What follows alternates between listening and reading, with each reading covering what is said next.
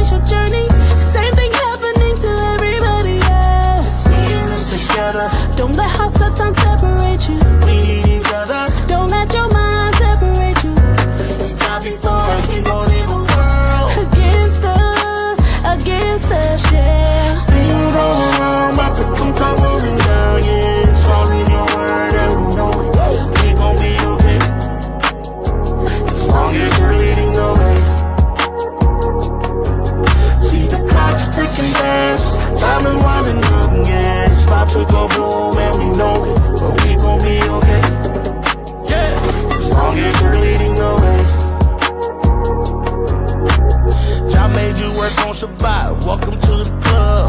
Your family put you in a holiday group text. The Most High sitting back waiting on you, see what you gon' do. Will you make a stand for righteousness? We got grace in situations that we can't control. I'll be sees everything, so don't lose control. Love your mind, that's the one thing you can change. That's why the words say we gotta renew it. Remember, we in this together. Don't let highs or times separate you. We need each other. Don't let your mind separate you. That's God before us, He's more than the world against us, yeah. Things all around, about to come tumbling down, yeah. It's all in your word and we know it. We gon' be okay, yeah. As long as you're leading the way. As long as you're leading. See the clock's ticking fast, time is winding up, yeah. It's about to go boom and we know it, but we gon' be okay, yeah. As long as you're leading the way, yeah. Hey fam, tell me this.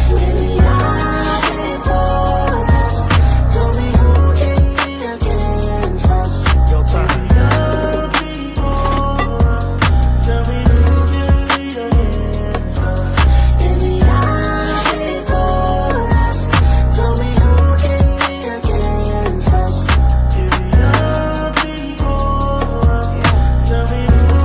Take us out of here, babe. Things all around, about to come tumbling down, yeah. It's all in your word and we know it.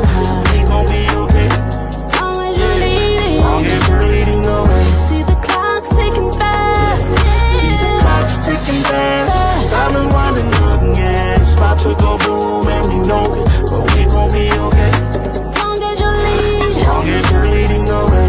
If y'all before If you're before us, tell me who can be against us. If you're before us, tell me who can be against us.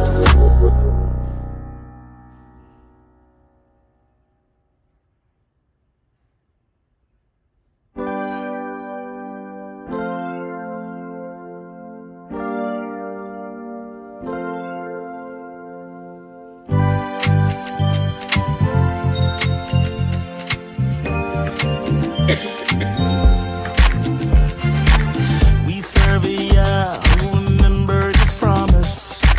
Prophecy told us He would bring His people out again. He's turning our sadness into gladness, wiping away our tears, removing our fears.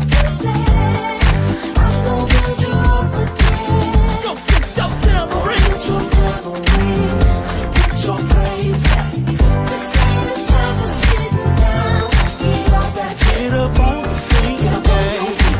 Dance with me, Yasharel, yeah. Our redemption draws nigh. Dance.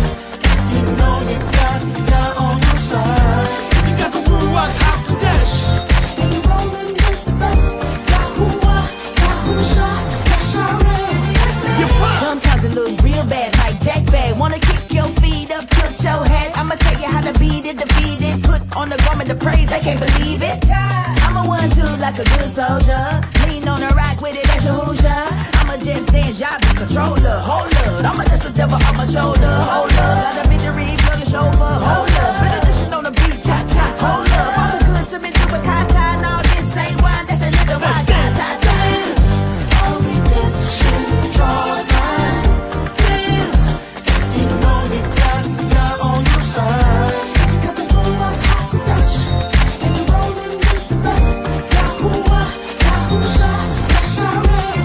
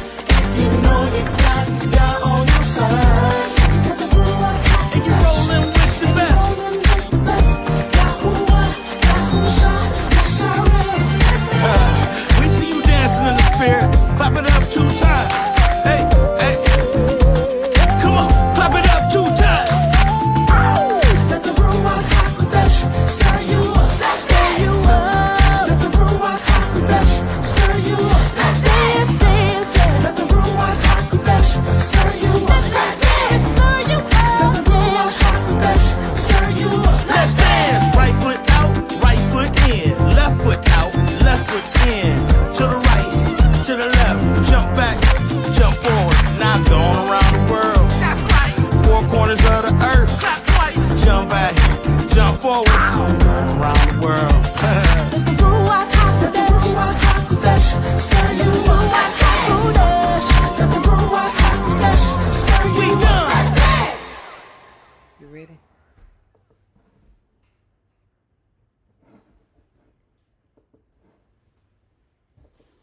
Shabbat Shalom. Praise Yah. We thank Yah for another day to give him praise. And we thank you for also being a part of what Yah is doing, even in our midst. We thank him for allowing us to give him glory, honor, and praise. And it's so important for us to give him glory on the day that he set aside for us to remember him as he created heaven and earth, as he created all creation. So if this is the day that Yah has called us, this is the day that we should give him glory out of obedience and to acknowledge him the way that he chose for us to do. And he said, if you love me, then you will obey me. You'll keep my commandments, right? So thank you for joining us today. We're Mamlekhet Kohanim. We're the set apart, a holy nation. So if we go to the next slide, this is basically what we're about. We're trying to do the things that Yah has called us to do, and that is through doing community awareness, kind of keep our culture, which is the Bible. So it's so important for us to understand that our culture is the Bible, right? There's no difference between that, and it's so important for us to reunite and connect with it, because that also shows us that future prophecy is going to be also fulfilled through it. So we need to make sure that we're doing the things that Yah has called us to do. Hallelujah. So with that said, our objective is to raise awareness and support to assist those who descend from the African, Ivri, or Hebrew groups scattered throughout the globe with the desire to learn more about their history. So we're happy that you're joining to learn more about the history with that same desire to do so. And especially in these times where it looks like we're moving, well, every day, I say every day that we wake up, we're one day closer to Yah's return, Yahushua's return. And it's important to also understand that he said when he left that he was going to prepare a place for the last days. So we're also in that last days, and we can see a lot of stuff that's going on. So our organization's effort will be to connect with others of this heritage through the world, through education, research, networking, media, and charitable efforts. So we know that Yah has called us to be a very specific, a special people, that he called us out of the darkness into the light.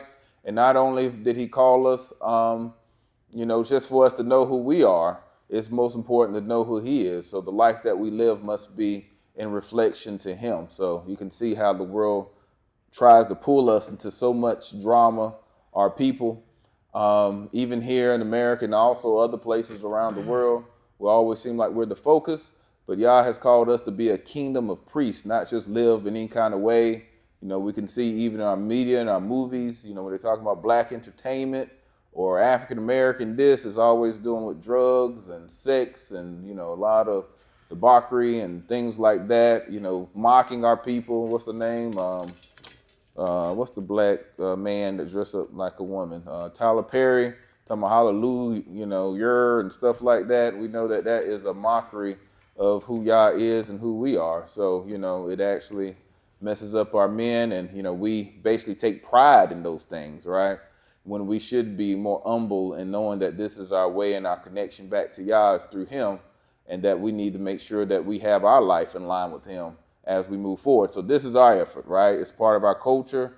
It's where that, Peter, people talk about don't follow so much of the Old Testament, as they call it. We call it the Tanakh, but we can see in the Brit Hadashah, or the New Testament, it says in 1 Peter right there, chapter 2, 9 through 10, but you are a chosen race, a royal priesthood, a holy nation, a people for Yah's own possession, so that you may proclaim the excellencies of whom he has called you out of darkness into his marvelous light. For you once were not a people, but now you are the people of Yah, and you had not received mercy, but now you have received mercy. So what does that mean for our people? So this is something in the New Testament that's still basically reflecting, we read NASB, so the capitalization is not something that I added.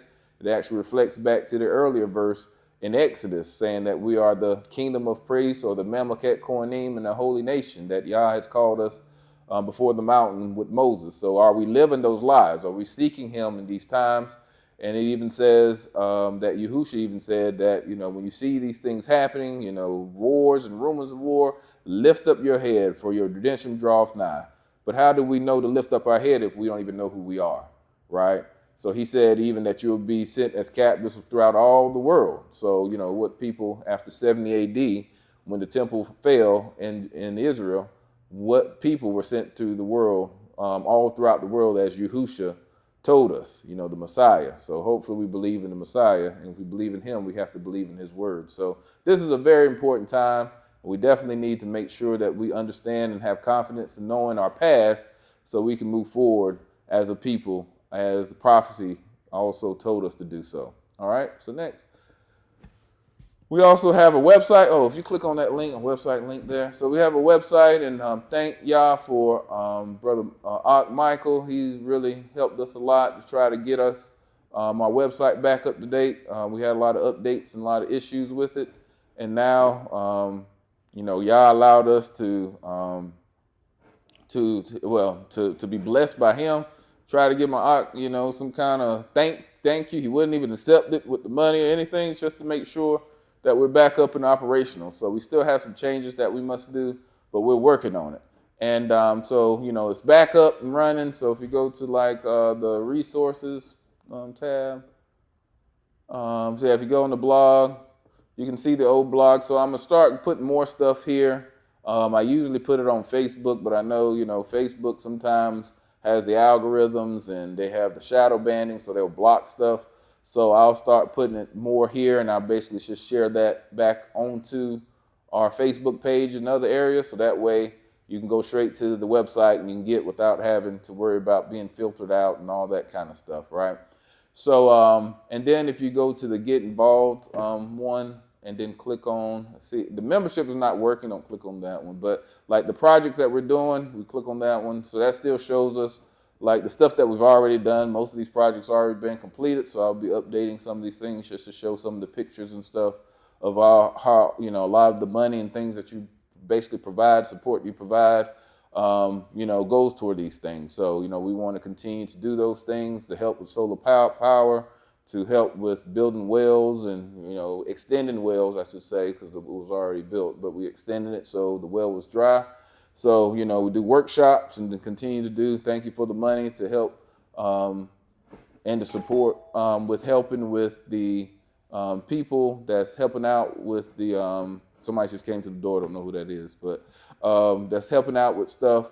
So, we with the funeral of Elder Cohen Hamadichi, you can check, just look through the people to see who that, just to help his family out for all the stuff that he has done for us.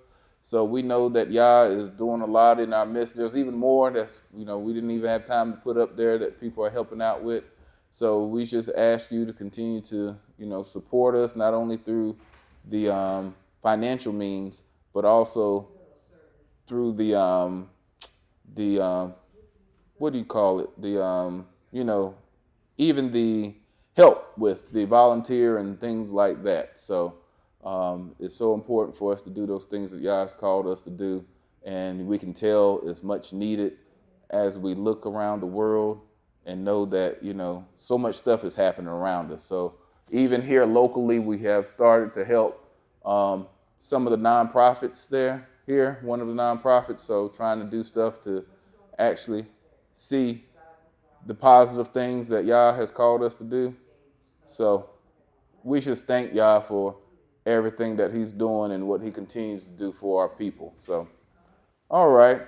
So also then we have the other part around the, if you click back on resources, get involved again. Get involved and then go to the events. So now we also have our events there on the website. So, if you scroll down, if you click on that, so this is our Shabbat. So if you're interested in doing Shabbat, we have that, but the sign up ends tomorrow, just so we can gather together. We're going to have evangelism. We'll talk a little bit about that later in the announcement, but you can see now, anything we put on the Eventbrite will come to the website here also. So, we're trying to put all that stuff in one place because we know how people are getting rid. Social media is trying to ban a lot of our people's, just overall shadow ban some of our stuff that we're trying to reach out with some of the current administration. So want to make sure that we have a place that's easily identified and easily to, connect back with us. So this is just some stuff that we're doing behind the scenes to get things back right. And actually, if you go to the donate piece and then that first link. So this is what we always talk about when we're talking about the membership. If you want to help, or you can go to igive.com, put an app on your phone or on your web browser and buy things at, some of the retailers, and anything you buy will automatically, through the app, it's nothing extra for you, but anything you buy through that, as long as you sign us up as one of the nonprofits, then anything that you buy, a percentage of that will come back to us. So that's very important too, a way that you can give without giving anything, so that's what we say. Some of the stuff that you're doing, every day, it doesn't take money. It just takes time for you, for our people to come together and work in one accord. So there's a lot of other stuff that we want to do, but here you can also see where we do the donations, PayPal, Vimeo, and I think there's another one. We do Zelle, but I'm still trying to understand, but people are already giving through Zelle. If you scroll down, and this is what we talked about, the t-shirt. So we also have, different merchandise there if you're interested in supporting us. And, for some of those that have been given for the last couple of years, this is where we got like the different color shirts that we're coming out with and stuff. So, we just want to show our appreciation for those things too. So there's a lot of stuff that you can do to help support us, even baby stuff, if you're interested in helping us, because we're all part of that Mamlekhet Kohanim, that kingdom of priests that Yah has called us to be. All right, scroll back up. I think that's, you got mugs and everything else too. So scroll back up. And that last one about us, I think. So we'll be doing more here. So, if you're interested, the contact us gets a lot of spam. So we're thinking about doing it. Just put our email address up there and you can write us, because I get a lot of spam through the contact form. But, talks about, who we are, what our objective is. Same thing I just said here before, but we'll be trying to put more information up there and make it more interactive for people as well. All right. Thank you. So we'll go back to the slide. All right, next slide. All right, so that's the different ways that we kind of went through. You can be a connection for us, and you give $25 a month. If it's your first time giving, we'll send you the white shirts there to just show support and make sure that people know, or you can go to the store yourself and purchase it there. But we're still in need of educators, program managers, logistics to send stuff over. Anything that you think that you'd be willing, or it's just be a body. People have stepped up just to help with different things, just with communication, because I do work a regular job. This is volunteer for me. So, I would say, ministry for me, what Yah has called me to do in my life at least, and those people until he takes it over and do what he wants to do. But right now, this is where I feel like I'm being called. So, this is on extra. Got to make sure we still take care of home and house and family. So, if you are willing to give an extra hand, please do so. Please reach out to us, all right? So next. All right, our customs. Next, blowing of the shofar. I found my ram's horns this time, so I'm going to blow the shofar.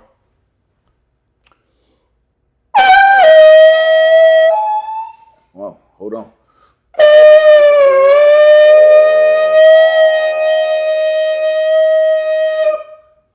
It's been a while since I blew that one. Hallelujah.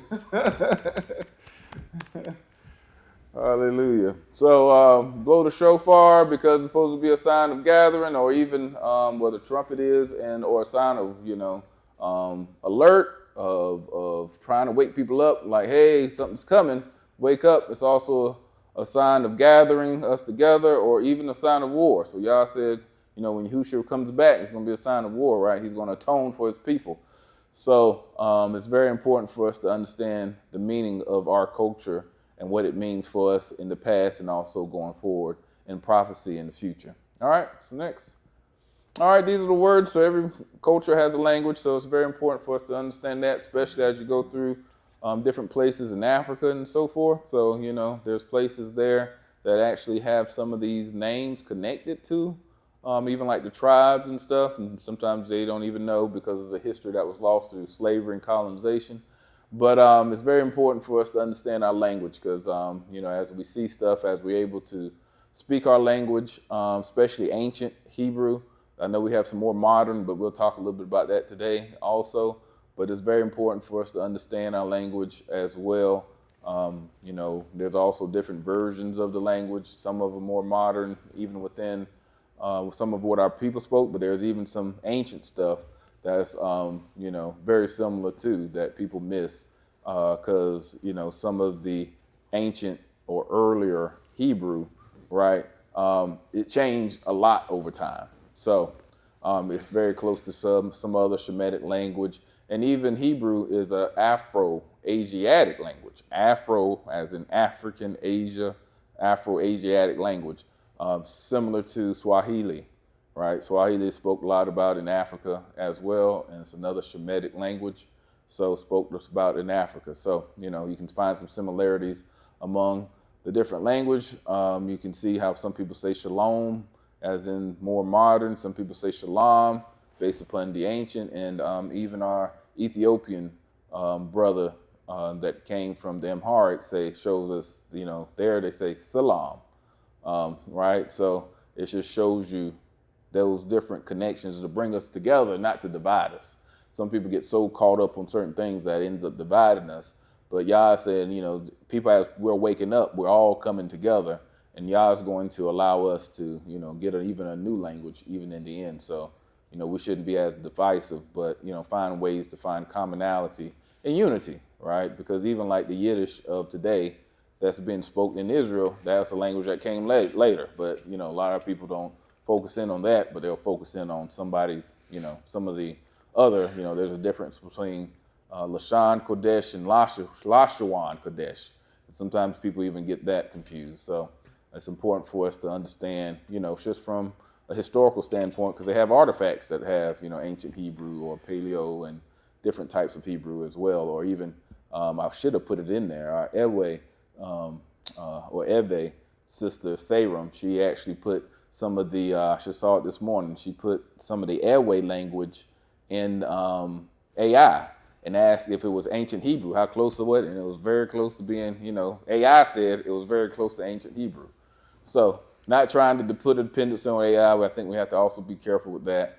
But because I just put something in AI and it gave me a whole different answer just because of the way I asked it.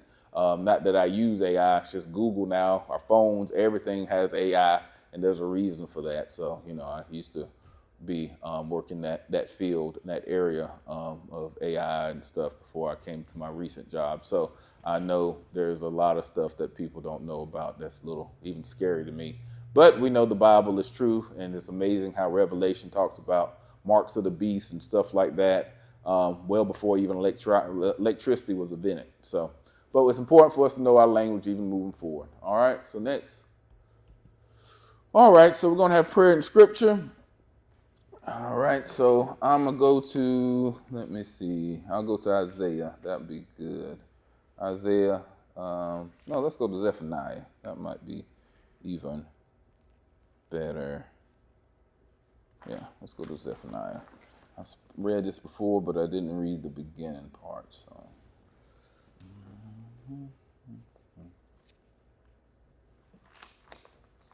So we're talking about the tribes of Ephraim, right? So, or the northern kingdom. So talking about stuff like the Igbo and, the Yoruba tribe and a lot of them that had said, even the Bambara, the ones that came even from out from the North Africa on down. So it's very important for us to understand what Yah is even doing. Oh, that's Zechariah, sorry. What's this? Zechariah.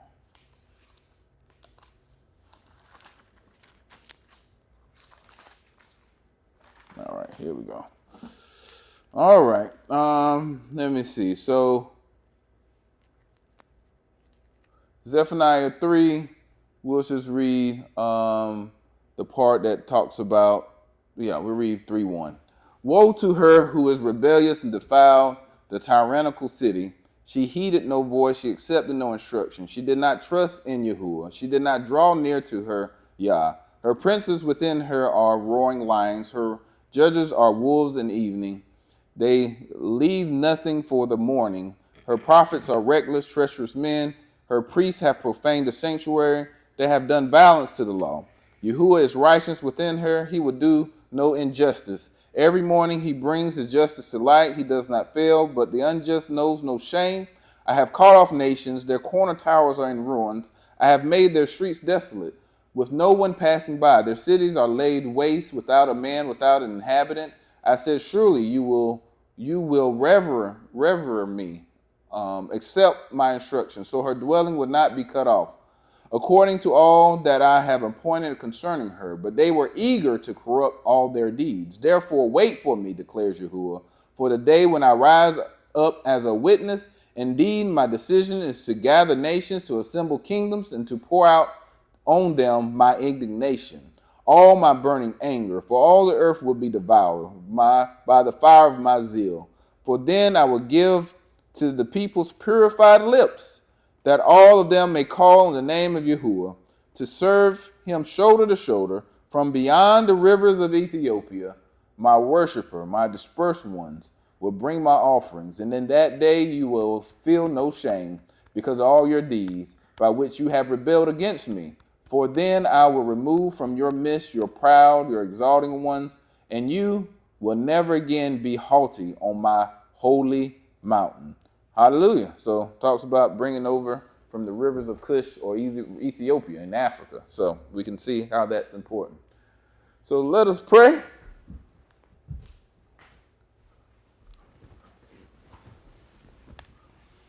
Turn towards Jerusalem. And dear Yah, we just thank you for all the things you've done. We ask you just to help us to be obedient to you, even in the small things, so we can do the things that you called us to do, and we'll see those major miracles happen even among us. We ask you to help us to walk in the footsteps of your Son. Help us to be grateful for him and appreciate him by all that he did to die for our sins, and what he's doing for us now to petition or to come to petition you for our prayers, and to help us to understand the times that we are, for you to have mercy upon us and to prepare a kingdom for those who truly come and believe you and trust you and have faith in you. So we ask you to help us to understand your word on today. Help us to have a service to give you glory, honor, and praise, one that gives you joy as we continue to come together and be reassembled as your people, even in our sins, even in our ancestors' sins. Please forgive us and help us to move forward in the things that you called us to do. We ask you for direction, and even as we gather together, help it reach many people, or those who, at least, even if it's few, those who are willing to make a change in their life and move forward in the things that you have called and things that you have wrote that will happen in prophecy in the future. We just thank you for what you're doing for us right now, and how you continue to have mercy, even though the world around us is shaking and having all kinds of issues, that you still have peace within our hearts, and help us to have even more as we have trust in your word and walk in faith to the things you have called, by helping our life to be removed of sin and to align up with you through your Ruach HaKodesh. Thank you for the comforter and the corrector. In Yahushua's name we pray. Hallelujah. Amen. Amen. So now we're going to have praise and worship by Maisha.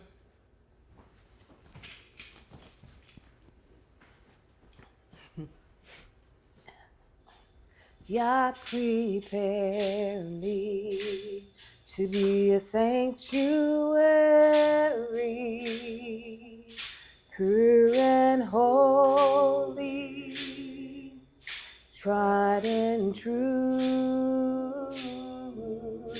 with thanksgiving. I'll be a living sanctuary for you. Yah, prepare me to be a sanctuary, pure and holy, true. With thanksgiving, I'll be a living sanctuary for you. Yah prepare me to be a sanctuary, pure and holy, tried and true. With thanksgiving, I'll be a living sanctuary for you.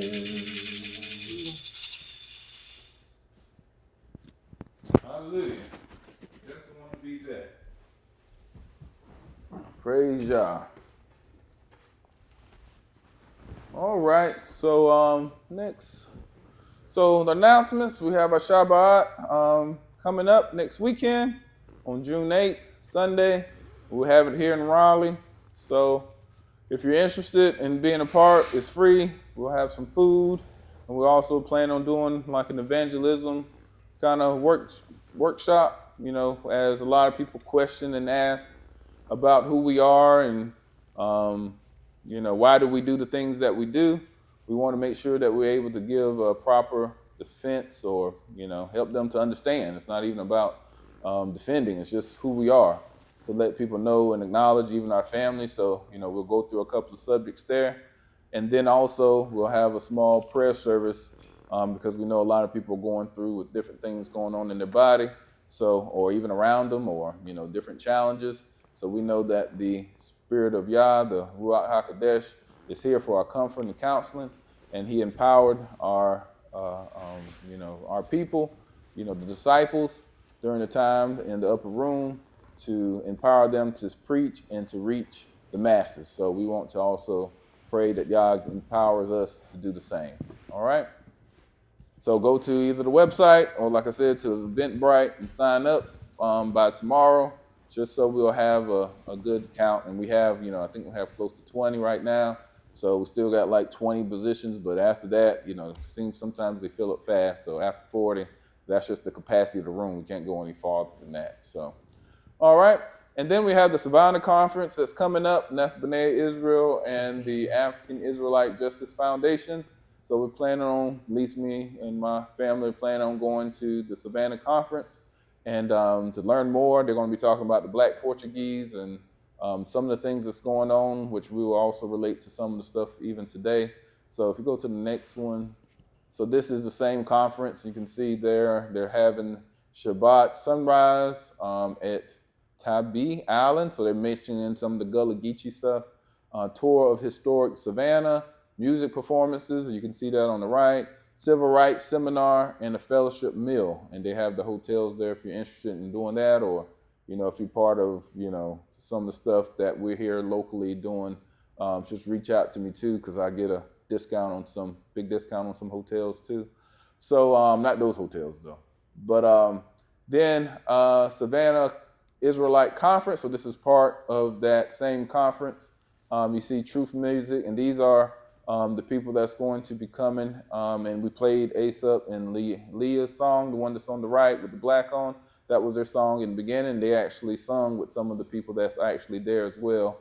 We're going to, I personally know Asap, so, you know, I always try to encourage him. He's a good guy, and, you know, been talking to him for a while, so you know, it blesses me to know what he was doing in Christian music and now how he's coming and doing it for our people. So, you know, allowing people, you know, allowing Yah to use his gifts for his glory. You know, I always say, you know, it's one thing to take secular music and mix it around and make stuff, but I feel like Yah is a creator. He's not an imitator, right? He doesn't imitate the things of the devil or the things of the world, but he creates, right? So we got that Ruach HaKodesh that's supposed to direct us and show us how to do stuff. So it's very important for us to depend on that.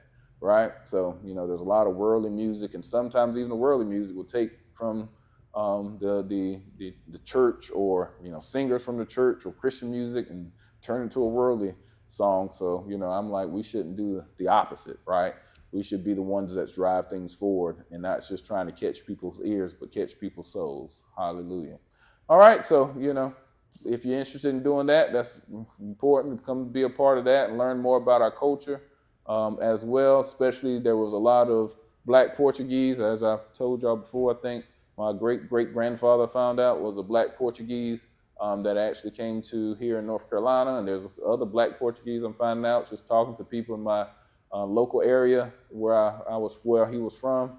And some of them know about the Black. I didn't know it was that common. I was surprised when I heard it. The first time I heard it was B'nai Israel, who's doing this conference. But a lot of them actually went down to Savannah, and you can go to B'nai Israel's YouTube page, and you'll see a lot that he really pushes that and shares a lot of great information that we wouldn't know outside of some of the research that he's been doing. So, all right. All right, so the Eve Hebrew Heritage Fact. So we're still talking about the Igbo people, and now we're going to start talking more about how it connects back to us here in America. We kind of hinted on some of that with Thomas Jefferson and stuff last week. So it's going to be important to understand how did we get here from Igbo land, and where did we go, and what is some of the connections to the culture. And it's just amazing to me, some of the stuff that we don't know that hasn't been taught. And now they're talking about taking more of our history out of schools and out of museums and things like that. And I feel like this is the reason, right? We don't even know our regular slave history. So, some people don't even know about some of the basic people, right, around African-American history. But, and it's even harder to connect to who we were before slavery. So, things like this is why we do the workshops for DNA, so we can connect back to the tribes. And if you know about the tribes, you can know about how they migrated, or how they say they migrated, especially a lot of them from the Middle East, or even some say Israel itself. So next, so we want to make sure we put up the disclaimer for fair use. And know that these are not always our views and do not necessarily reflect our opinions or those who are affiliated with Mamlekhet Kohanim as well. So we're just using it for those reasons. It says there: criticism, comment, news reporting, teaching, scholarship, and research. All right. So I always want to make sure we understand the division of the two kingdoms, because they don't teach a lot of that in church. So we always want to make sure that's very important as a theme throughout the Bible, not only from what we'll talk some about today, but also, about future prophecy of coming back together again as well, and where those tribes actually spread throughout the world. So if we believe in what Yahusha said, if we believe in what the prophet said, then we got to understand that this prophecy has not happened, and it will occur here, as we draw closer to what Yah has said in his word about the last days, right? So we know that after Solomon's son Rehoboam took some bad counsel, and he got driven down to the south to the tribe of Judah. And then Jeroboam was the one from Ephraim who led Israel, to 10 tribes. And we'll talk a little bit more about that today, of the north. So when we're talking about a lot of the recent African tribes, a lot of them are connected to the 10 northern tribes of the northern kingdom. All right. So next. And we talked about the history of Eldad the Danite. That was very important, right? To show people that it's truly connected to even what Judaism, Jews say, today, recognize this man and what he's did and some of his stories and how the tribes were relocated. So it's very important to understand that history. Some people try to say he was false, but as you saw in the video, that even many of the Jewish scholars even say that it's not false. He wasn't, they might have changed some of the story they were trying to say, but we know that he was definitely a historical figure that they're trying to erase, right? So next, and we talked a little bit about the Igbo people, and this is even from a Jewish standpoint, and how they were definitely, from their point of view, from the Jewish Israeli point of view, that they are Israelites. So next, we talked about, the temple that was there and how they went to visit the temple of God, the king and the king. So we didn't actually, there's another video where the king even says that they're at least the king, one of the kings. I don't know if there's multiple kings there, but he said that, they are from Israel. So we might show that one in the future. So next. And then how they were talking among them, and they said that they are the ancient Israelite tribe, and then try to convince them to move to Israel, to the Israel desert, but showing that, but they actually said that that they don't need to convert. They were trying to make them convert, and they said, why would we convert when they're the majority and they're the minority, and they were based on conversion and they're based on bloodline. So that was important to understand. So next. And then even with some of the current issues, right, that's been happening in our society here with Kanye West and some of the talk that he had, but you can see that even how this Rudy Rockman, Jewish guy, actually talks about that some of the stuff that, even Kanye West is saying around who we are as Israel is true, but he's just going too far with it. But yet there is some truth to the matter around the Igbos, that he's actually documenting the history. And, he even says that many African Americans are Israelites. So, once again, another proof outside of our own community that talks about this. So next. And then we show about the re-emerging Jews of Nigeria, how they're coming back and trying to figure out, the steps, just like we are here. And it's just prophetic. Even in Deuteronomy 30 says, it will come to mind, you'll come to remember the blessings and curses, and you'll start to return to your heritage. Even your children, your seeds as well. So, signs of the end times also. So next. And D.D. Jakes even said it, and he kind of pulled back later on, but we know that even some of the more prominent figures knows about this, right? So why isn't we hearing a lot about this in our churches, in our community, and amongst just having it? Why are we scared to even have the conversation if they're having it right before people, right? So next.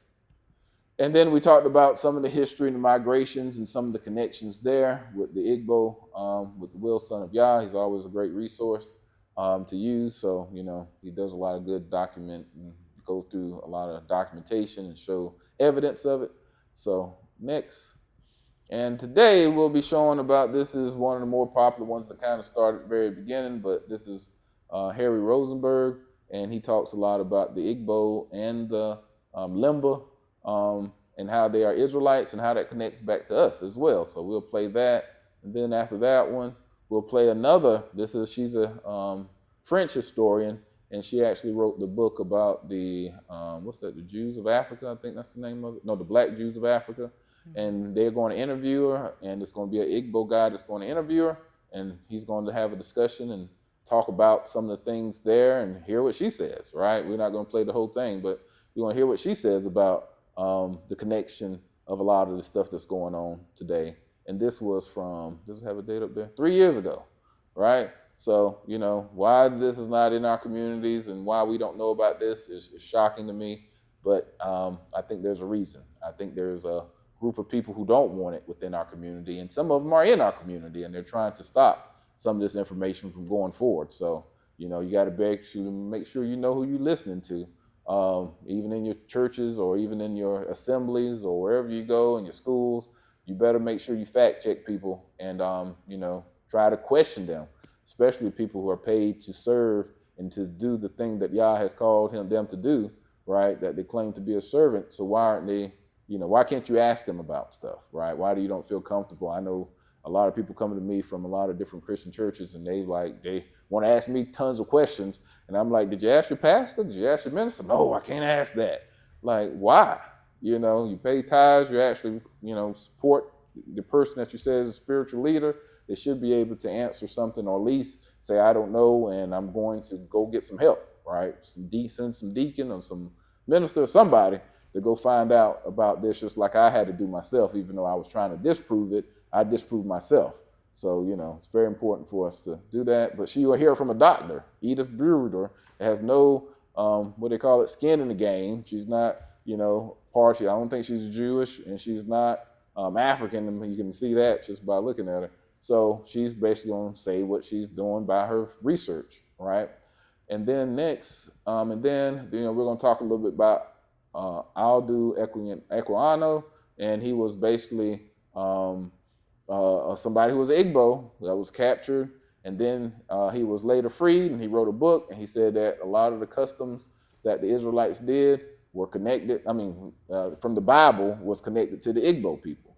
So I think he's the first Black author, at least from a Western standpoint, because, our people could already write and stuff. It wasn't like we were just dumb and they couldn't, just Western world just woke us up. But actually, a lot more stuff was happening in the East even before the West had even woke up during the Dark Ages. But so he's going to talk a little bit about that in the next video. That's the next slide is the School of the Hebrews, Pastor Omar Tibide. I actually went to some of that conference when I was waking up and trying to understand stuff. And he has these things called Hebrew nuggets that he shares. And he's going to talk a little about, I'll do Equinide as well. I don't know if we're going to have time for all this, but we'll see. All right.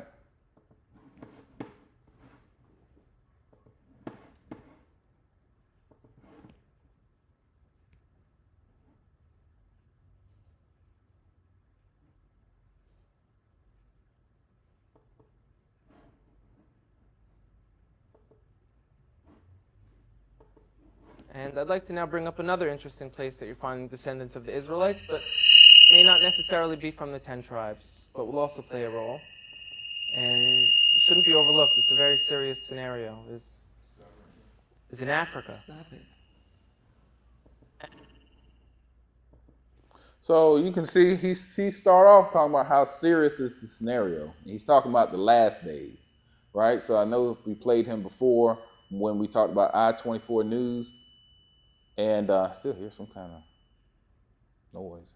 But I-24 News, where they're talking about the regathering of the lost tribes, and he talks about African Israelites, and he talks about us as Israelites as well. He refers to African Americans. So this is one of the earlier videos when he's talking in the crowd of people, and he's talking about this connection also. So once again, it's not African Americans saying all this. So if we're being tricked, then we must be getting tricked by people outside of our community, right? So why are so many people attacking people within our community? We got to go figure out what these other people are saying that's feeding stuff into our community to say if that's right or not, right? Versus us being divisive and fighting among each other. Let us figure out what's true together, right? So that way it won't continue to pull us apart. All right, and if it is true, it should bring us together as well. So, all right. Africa has perhaps hundreds of millions of people with this identity right now of being from the people of Israel. Does that mean they were from the 10 tribes? Likely not. We were taught by the historians and within our own traditions that when the Romans conquered Judea a few hundred years after that the tribes of Israel went into exile, perhaps millions of Judeans were sold into slavery, into Africa, into Rome, deep into Africa. And if you look now, you're seeing people who are most likely the descendants of those slaves who kept true. I'd like to bring up a few specific examples because they're going to be game changers. One of them wrote letters to Israel when it became a state. And they said, we're Israelites out in Africa. You know, everyone laughed at them and they said, African Israelites, these people are just trying to jump on the first world country bandwagon. They're living in a third world country, they got nothing. We're coming to Israel, we got innovation, technology. So they're trying to get on this train because there's such a thing called the right of return. All descendants of the Jewish people from around the world are able to move to Israel. So they said we are also. And everyone kind of laughed at them, like I said. And a few people took it serious and went out there and started studying them, learned about their culture.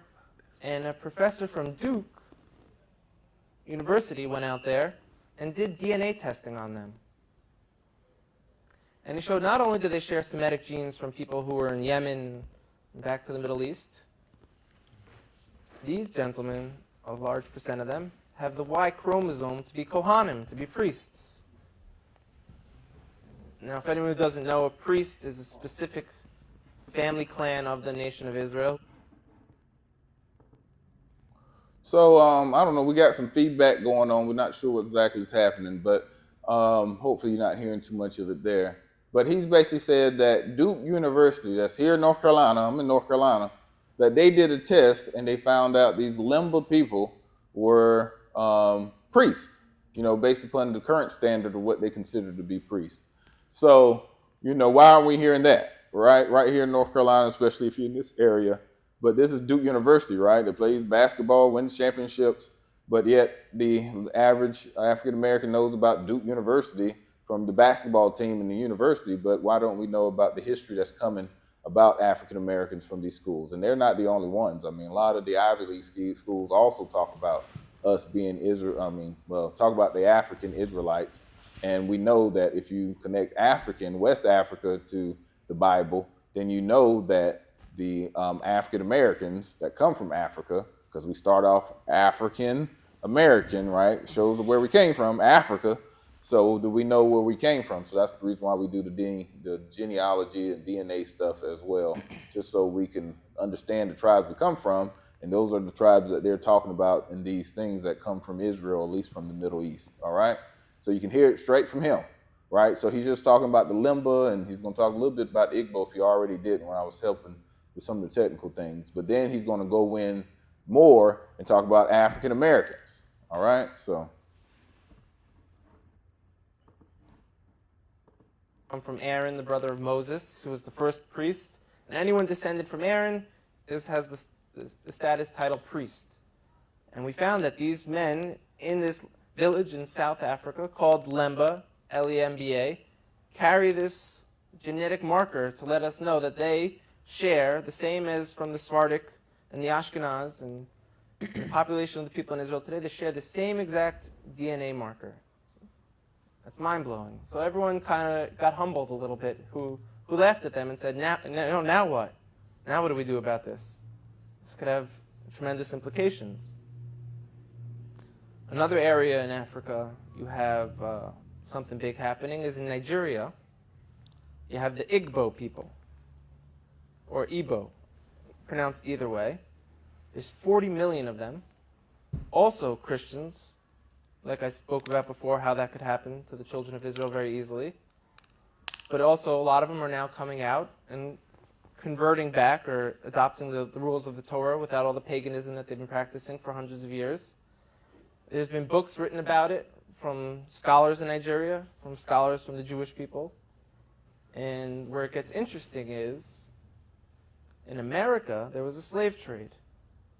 And a lot of the slaves, a very high percentage of them, came from Western Nigerian ports.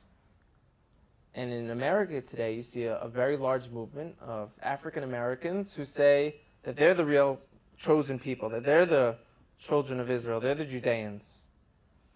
You know, so what are they just trying to create an identity for themselves because they were slaves, or is there really something here?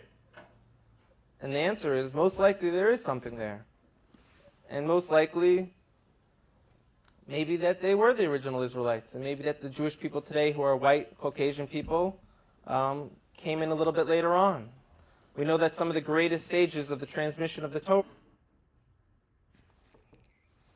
So you can hear where they said something about the Israelites, right? So you know how that they were connected to us, right? The Igbo ports, Nigeria ports. So we know that they even talk about the connection there, right? They know about that connection to the Igbos, and you know how a lot of us came out of those ports in Nigeria.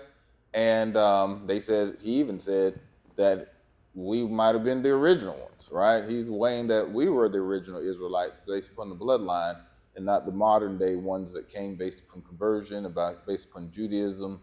So this is coming from their community, right? So once again, we need to understand what this means, right? More than just continue to attack one another, interfighting. We even talking about the dysfunctional Israelite family. So, even now we're even showing the dysfunctional of fighting within ourselves instead of fighting for truth.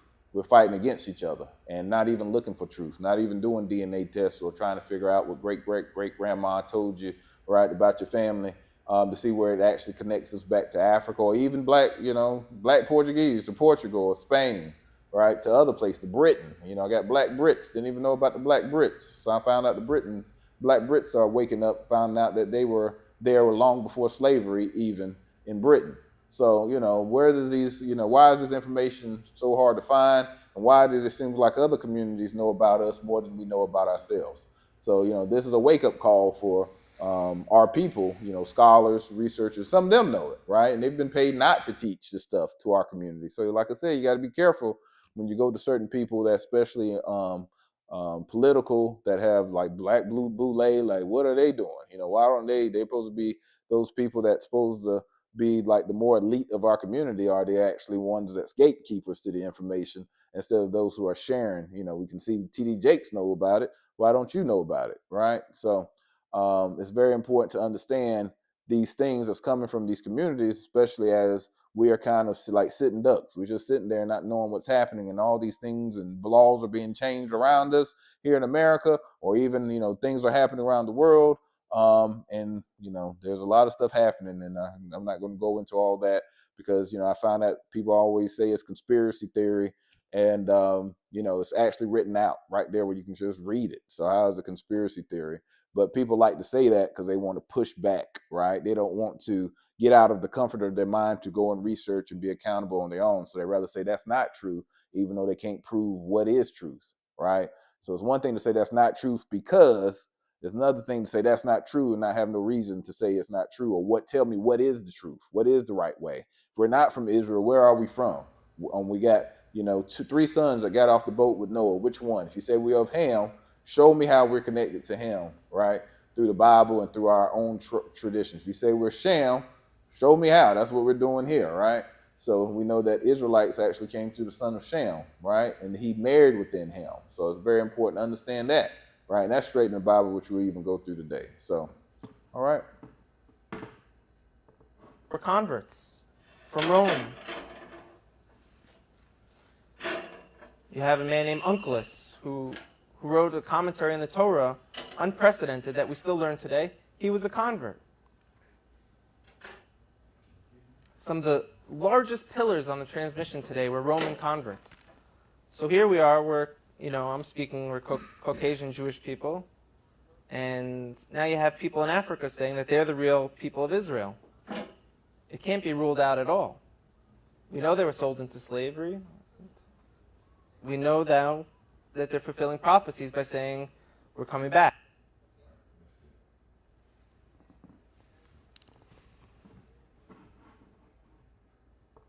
All right. So you can see where he talks about prophecy even, right? That we're coming back. And he talks about, people that came later on through conversion versus those that was part of the blood. I'm saying that us through slavery could have been part of the bloodline. That's not me saying it, right? So what does that mean? So there's even different, I would say, schools of thinking even within Judaism, and a lot of people don't understand that, right? There's a Kabbalist kind of thinking about how the last days would be, and then there's a Judaism type of thing, or like Orthodox type of Judaism of a way that they're talking about. So there's even different teachings around that.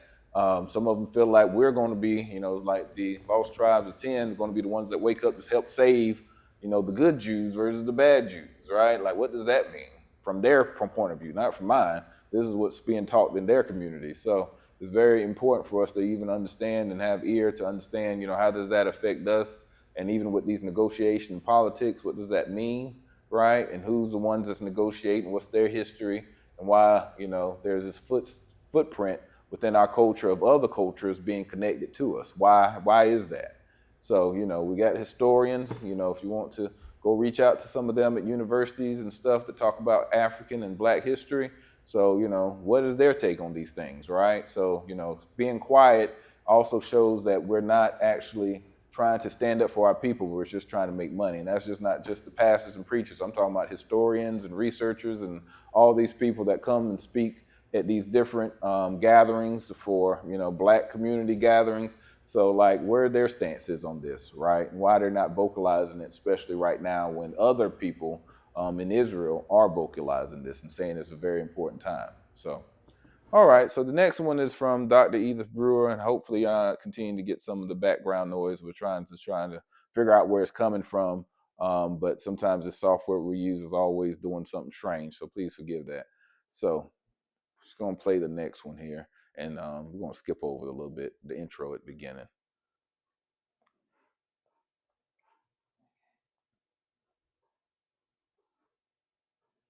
I think about last year or last 2 years, I can't remember, but COVID is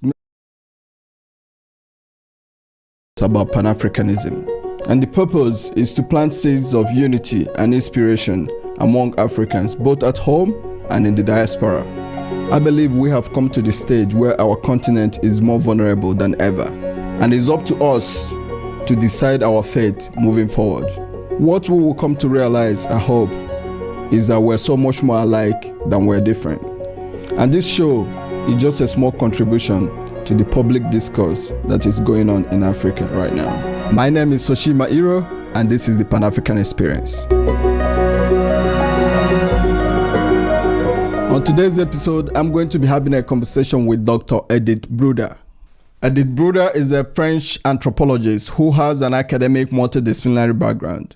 The focus of her research is on the documentation and the analysis of the history and phenomena of Jewish practices across sub-Saharan Africa, new religious movements, forgotten diasporas, contemporary diasporas, and particular Jewish identities. She is the founder and president of the International Society for the Study of African Jewry. She is a research associate at the French National Center for Scientific Research and a research fellow at University of South Africa.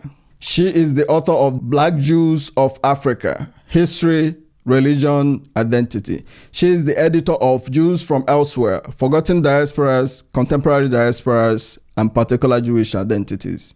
She is the co-editor of African Zion, Studies in Black Judaism, African Journeys to Judaism, as well as numerous scientific articles and contributions to works published in this field. I'm very honored and grateful to have Dr. Bruder on the podcast.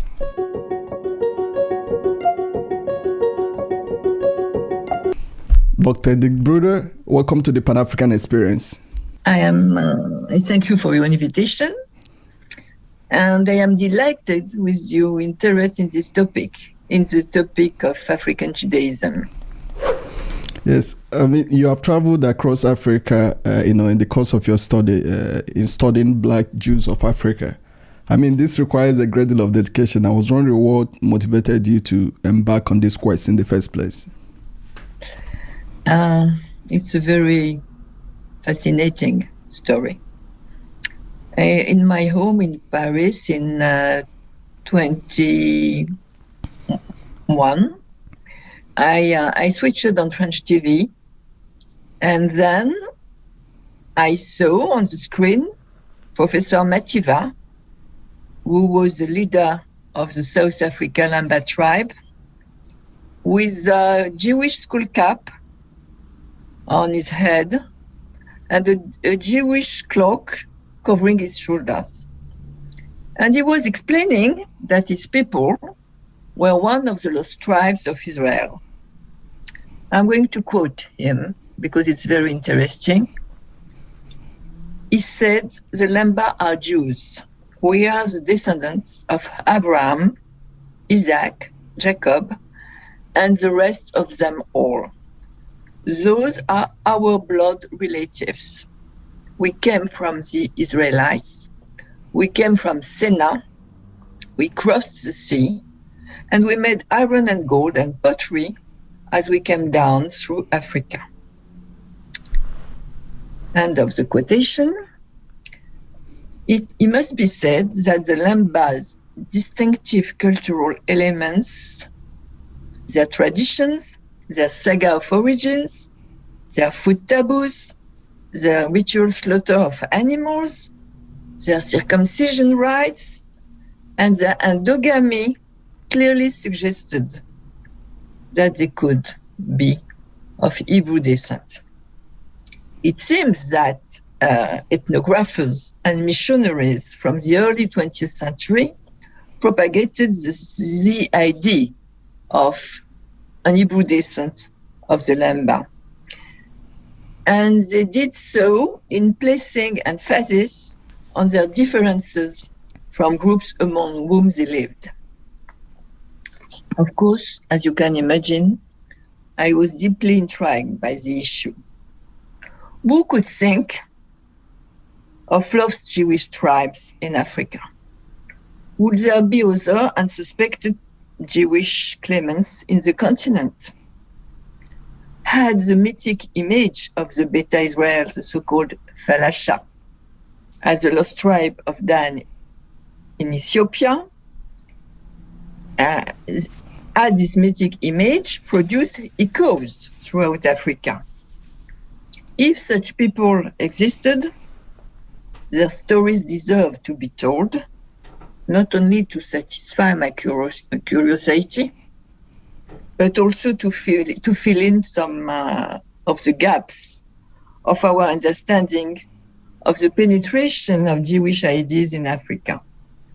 The paucity of academic studies on Judaism in Africa and the paradoxical dimension of an African Jewish religious identity stimulated me a lot to undertake the research on which my first book, The Black Jews of Africa, is based. Then I decided to follow the footsteps of the lost tribes of Africa and to tell their story. That's all. I mean, you refer to the lost tribe, and as someone from Igbo tribe in Nigeria, I always hear about we being of Jewish descendant and the lost tribe, but I never really take it seriously, because there's a lot of people that talk about being of Jewish descendant. So until you mentioned my tribe in your book as well, so I was wondering if you can give a background on the lost tribe. How did that come to be? Okay, as you are of Igbo origin, you may have heard of Olaudah Equiano. I don't know if you heard of him. He was also known as Gustavus Vassa. In fact, he was a slave, but not only a slave. According to Equiano himself, he was born in 1745 in an Igbo village in the southwest of Nigeria, his father being an hereditary tribal chief. When he was 11 years old, he was kidnapped and sold to British slave traders who sent it everywhere, to the West Indies, etc. Over the next 30 years, while passing from master to master, he acquired many skills and traveled widely to various varied places. Equiano was an educated man, and he published a book that I recommend, The Interesting Narrative of the Life of Olaudah Equiano, or Gustavus Vassa, the African. He published this book in London in 1789. This book had an immediate success and ran into several re-editions. It is both a spiritual autobiography, a slave narrative, and a travel book. Equiano, who was Baptist, a Christian, was a pious man imbued with the text of the Old Testament. His autobiography includes a striking description of religion and culture among the Igbo. He drew parallels between the fate of the slaves and the Hebrews. He mined a trove of biblical commentary to claim that the Igbo were descended from ancient Jews and that their religion was a modern survival of ancient biblical religion.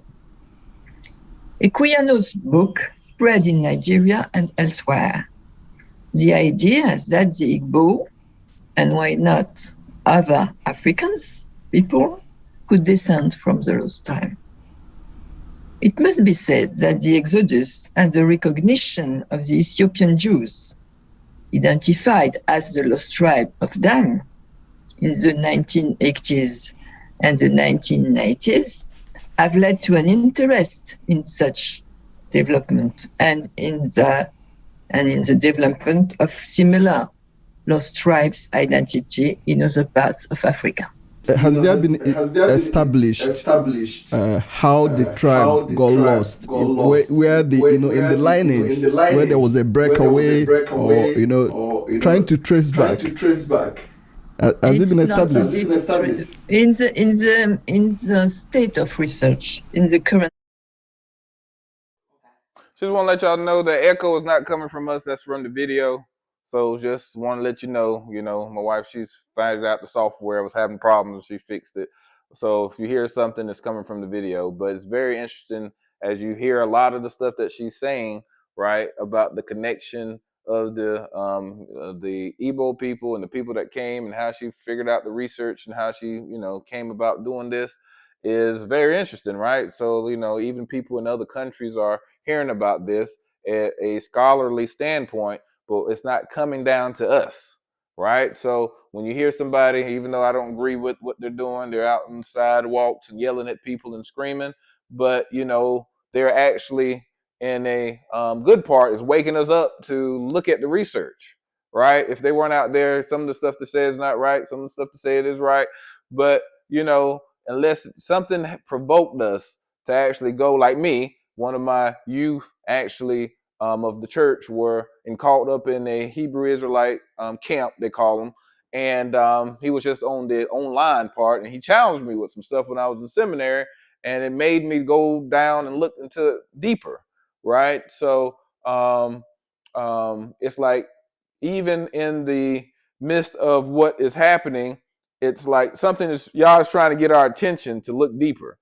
And if it wasn't for that, how much of this information will we even come across? So, we need to be more equipped. And, these young brothers now seem like they know more about our history than the average day, minister, right? So that's why I was like, I had to go figure some of this stuff out. So, and it's in books, it's in scholarly stuff. So we don't have any black people that's going through these universities and stuff that's learning any of this, that's not sharing it? Are they sharing it with our community? Or we just don't have anybody involved in it? Some of those schools like Duke has African languages, like Wolof languages, and, even connections where you can actually take Yoruba. Some of the African languages you can get at school, but you can't get it at the HBCUs, because I even called some of them and they didn't teach those type of things. So we definitely got to make sure that we understand where we are right now and try to get some of this information working together instead of always being apart and divisive. So we're going to see even more of that, but she's going to go into some of the more modern stuff, right, that's happening, controversy within our community, and how we're getting attacked by just speaking about this. And, her feedback. Hopefully I didn't miss that when we're doing some of the technical stuff. But remember the what's his name? What's his name? Uda Equiano, because that's the next video we'll watch. But you can see how that's being taught. But how many people learned about him in school? I never heard about his name. Right? It seemed like that would be a very important person to talk about as part of the slave trade to African Americans or African American history. So your children, as they have to do reports and stuff for school, have them do something about them. Madam C.J. Walker did a great thing for people's hair, but what about some of these other people that had some of these inventions or even some history before slavery that was very important for our children to grow up to know, right? Pedro Nino, right? He was the one that helped drove one of the ships for Christopher Columbus. He helped navigate, a black man that helped him find America. Nobody talks about him. Go just open up a encyclopedia, you'll see his name in there. So it's very important for us to do some of this research and make sure it's part of integrated within our society for our children, because as the teacher from the Jewish teacher said, that this means future prophecy being fulfilled. So why don't we think that this is important? All right, as this woman here from France thought it was important. All right. State of research, it's not possible we don't have reliable sources. Okay. We can mix secondary sources to have an idea, but always hypothesis. Okay, in one of your interviews that I saw, you said that the correlation between African Judaism and Old Testament is at the core of the issue of the biblical children. Can you expand on this, please? Yes. In fact, this question completes the previous one. Okay. The process that led from metaphorical kinship to total identification with the Jew was strongly supported by the correspondences discovered by Christianized Africans between the Old Testament and their own traditions.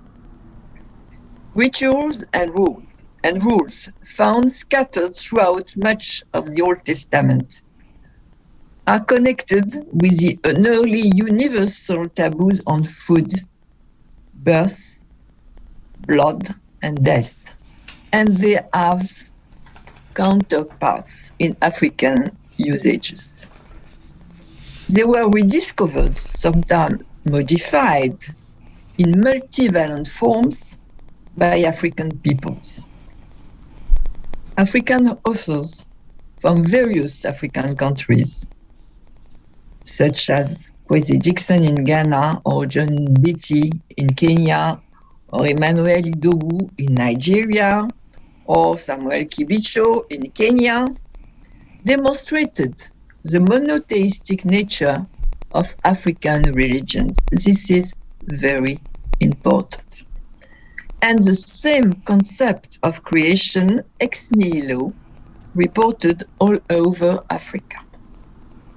Africans recognized their cultural rights in the Old Testament through beliefs, symbols, and practices, and they have used them through their oral traditions as an affirmation of their cultural and religious heritage. Upon their arrival in Africa, missionaries generally required converts to abstain from observing traditional African practices. They considered that they were incompatible with being a Christian. The African entered in conflict with missions teaching by studying the Old Testament and used it to defend their custom.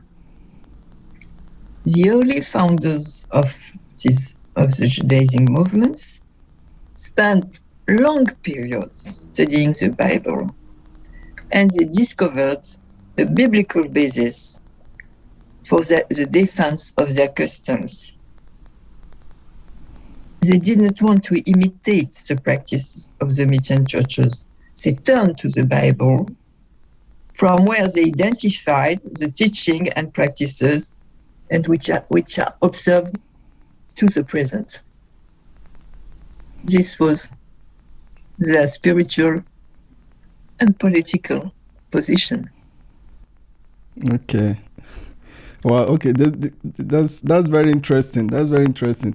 I mean, there's always an interaction between blackness and Judaism with regards to the Western portrayal of racial promiscuity between Jews and blacks. And I was wondering if this is a byproduct of colonialism. You know, is this something that you can elaborate on? Yes, it's an important topic.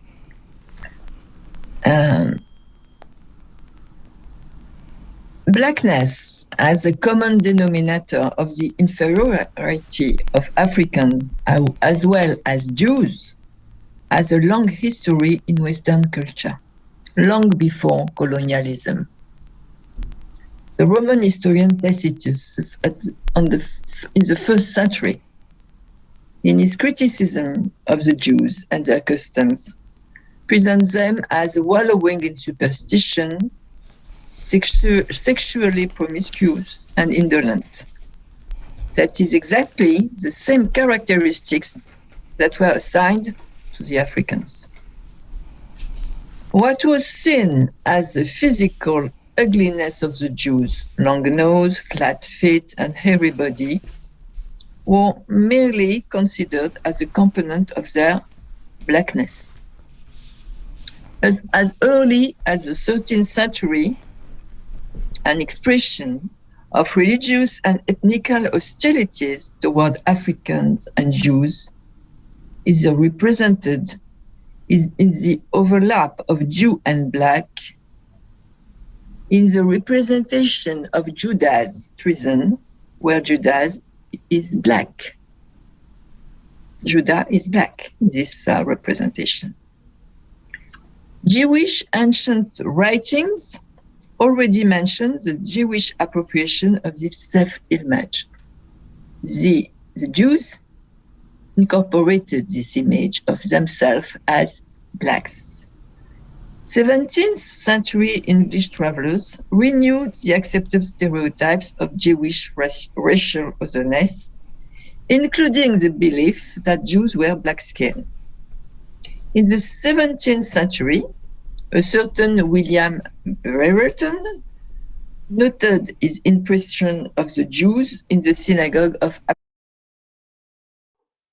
So she's basically going, I know her accent might be a little thick, but she's going through the different timelines of how Jews were represented, and she keeps on saying that they were black, that they self-identified even as black, right? So that's important too to understand. And so we'll play this we won't play the next one. We'll save that for next week just because of the time, but we'll finish playing this. I'm trying to get to a certain part.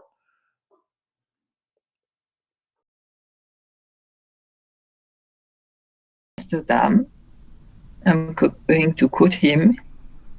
He observed that the Jewish men are most black and insatiably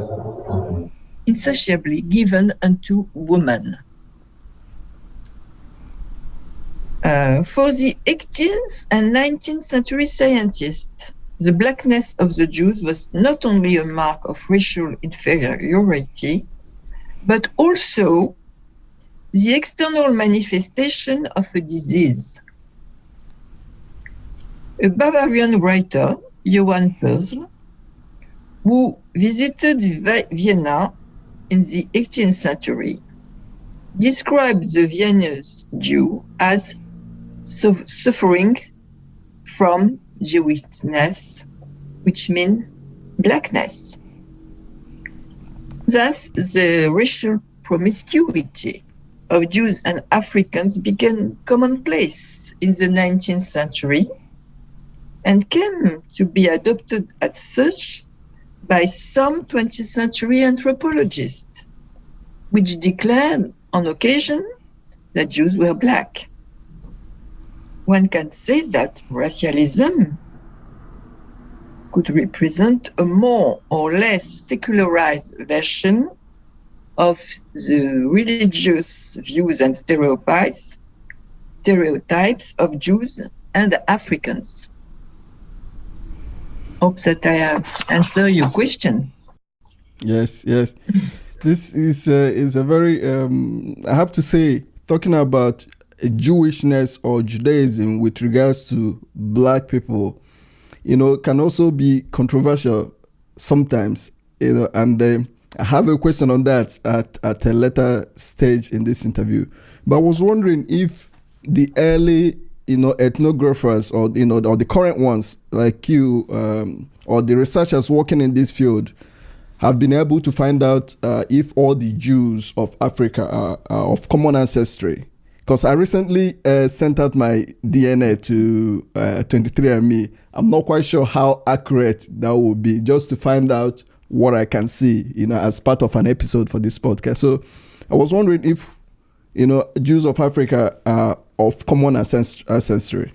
Up to now, no research allows to establish a single origin for the various African people claiming a Jewish ancestry. However, some researchers are looking into the question.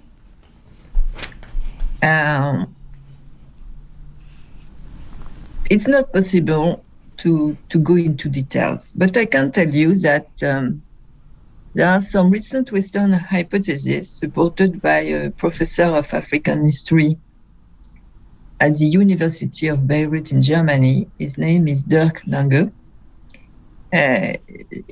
Lange suggests that in earliest times, the Canaanite society was most likely established in West Africa through the agency of Phoenician officials and traders from North Africa. Lange tries to explain that the historical tradition of the Central Sudan contained clear evidence of Canaanite Israelite influences.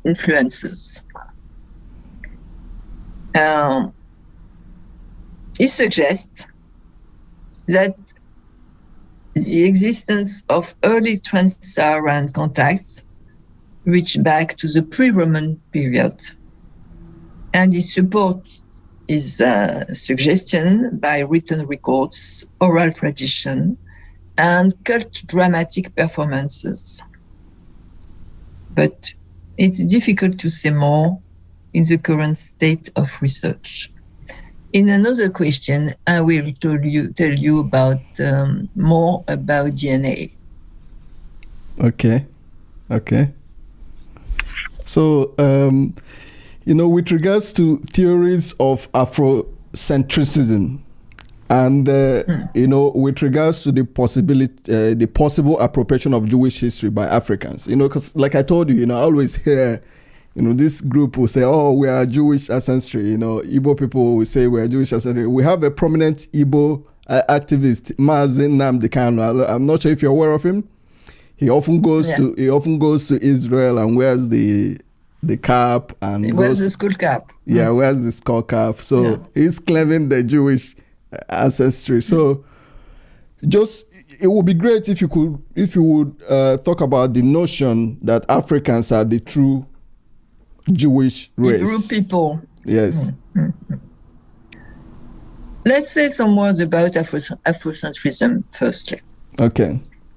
Afrocentrism is an intellectual movement, and this movement contests the dominance of European interpretation of Africa. Okay, just for the sake of time, I can't find exactly where she talks about it, so we're going to rewind it all the way to the beginning, and they talk a little bit about it. Once again, we put the videos out. Go all the way to the beginning. We put the videos out there so you can go look at it as well, because they're too long for us to play the whole thing.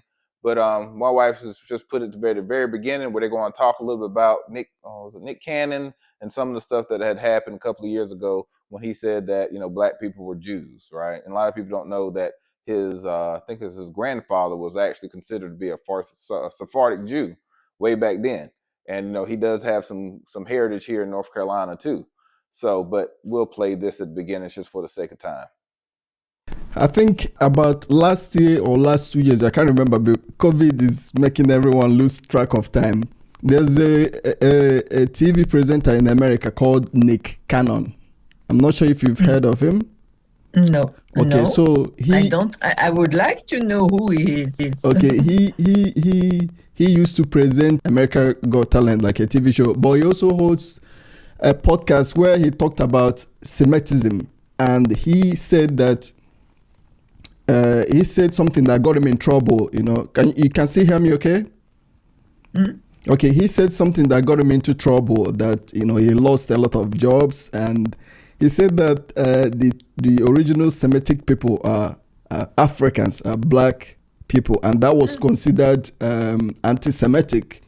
And then he lost his job and things like that. But so I'm thinking logically, if 600 to 700 years ago, if the human race as we know it existed only in Africa, about 700,000 years ago, or 700 years ago, several thousand. So if we existed only in Africa, so it makes sense to say that the origin of everything comes from there. Yeah, it's a camp. You know what I mean by a camp? It's a camp. No, it's a position. Okay. A camp. I mean, it's there are in the Afrocentric soup. There is the claim that the Jews, the white Jews, are imposters. That the real Jews are the blacks. And there are some trends who follow this idea. Okay. No, I wouldn't personally. I wouldn't say that the Jewish people in Israel are imposters. That wouldn't be a right thing to say. But if logically humans, as we know it, originates from Africa. Yeah. Biologically, biologic. It's absolutely and it's proved Yes. Now Yes. So it has been proved. So the Jewish people in Israel will be referred to as the descendants of the Jewish people in Africa, and not not the other way around. Not on the other way. Difficult to make it admitted by them. This podcast came to be because I want to reignite. So you can see how they're basically having an intellectual discussion to talk about the origins of, the connections of Africans to the Jews and how they basically represent themselves as black. And she does the research, right? And she talked about, we will play this next time, but talked about a lot of the history there. And as she said, that there are people that believe that even from her scholarly standpoint, that the original Jews from the Bible were black, right? That's a little different interpretation of modern day Judaism of Jews than the ancient biblical standpoint of who a Jew is. So, with that said, that's the reason why you're hearing now people, even from Israeli descent, saying that, the African Americans and Africans are connected to this prophecy as well. So, once again, what is our positioning in our community, right? Where are these conversations happening in our community outside of just the streets and people trying to they call it urban apologetics, which is kind of questionable, right? What makes it urban? Black is urban, right? Why so it's, once again, it's this type of thing that they're pushing people to a side, and most of the urban apologetics is around like black issues. Other people are urban, right? That have issues, financially, right? There's European Americans that's in that category. Some Hispanics are in that category, right? But it seems like most of the talk is around Afrocentric, especially with us being Hebrew Israelites, or sometimes they even talk about Muslims and stuff like that as well. But why is that the core discussion when there's so many other heretical things that's happening, even within the current day community of Christian believers, right? You have a big push of homosexuality being pushed within the church, and that's not, discussed as a negative thing. But when it comes to history and facts, no matter how you feel about the sexual standpoint, but the Bible's against it. But when it comes to our history and things that's even talked by scholars, that's pushed away. I even had somebody on Ancestry who's a cousin, and then she connects to people in Benin. She knew how to connect back to Benin. I was trying to tell her about the history, and she wanted to block me just because she said, "Don't talk about that." I said, "Why? Why?" I said, "It's just about some history." And I told her about a family that I connect with over in Benin, right, in the areas they say the Israelites come from, and she didn't want to hear it, so she just blocked me. And I was like, "Whoa, wow!" She don't know anything about me. But somebody, I think she said somebody in her church told about the Hebrew Israelites, and she automatically thought I was part of the camp, and didn't even know about what's my man name? We played him. Can't think of his name. Capers Fooney, Michelle Obama's first cousin. The black Jews. Don't know anything about them, but she automatically associates. So we're even fighting among ourselves with false ideas and pretenses before we even have conversations with one another, and I think that's terrible. So that's what we're going to talk a little bit about the lesson, but also even in history. Go to the next slide, just to kind of go over some of this again. Once again, we talked about the number of Igbos actually went to America, so we know that a lot in Virginia came, and we talked a little bit about last week about some of the people in the South said that Igbos were too rebellious, and they pushed them up. They wouldn't take them, so that's the reason why you have a low percentage there of 2%. Of some of those people coming from the Bight of Biafra and the Blue. That's where the Igbos were basically mostly coming from. So next slide. And then we talked about the museum. I was going to play something from that this time, but I couldn't find my videos for some reason. But, that's the museum has the Igbo village because there's so much stuff there, right? Frontier Culture Museum. So next. And then there's a lot of talk about it. You see CNN talks about Nigeria's Igbo Jews, lost tribe of Israel, right? There's books being written. There's documentaries like we saw the re-emerging Jews of Nigeria.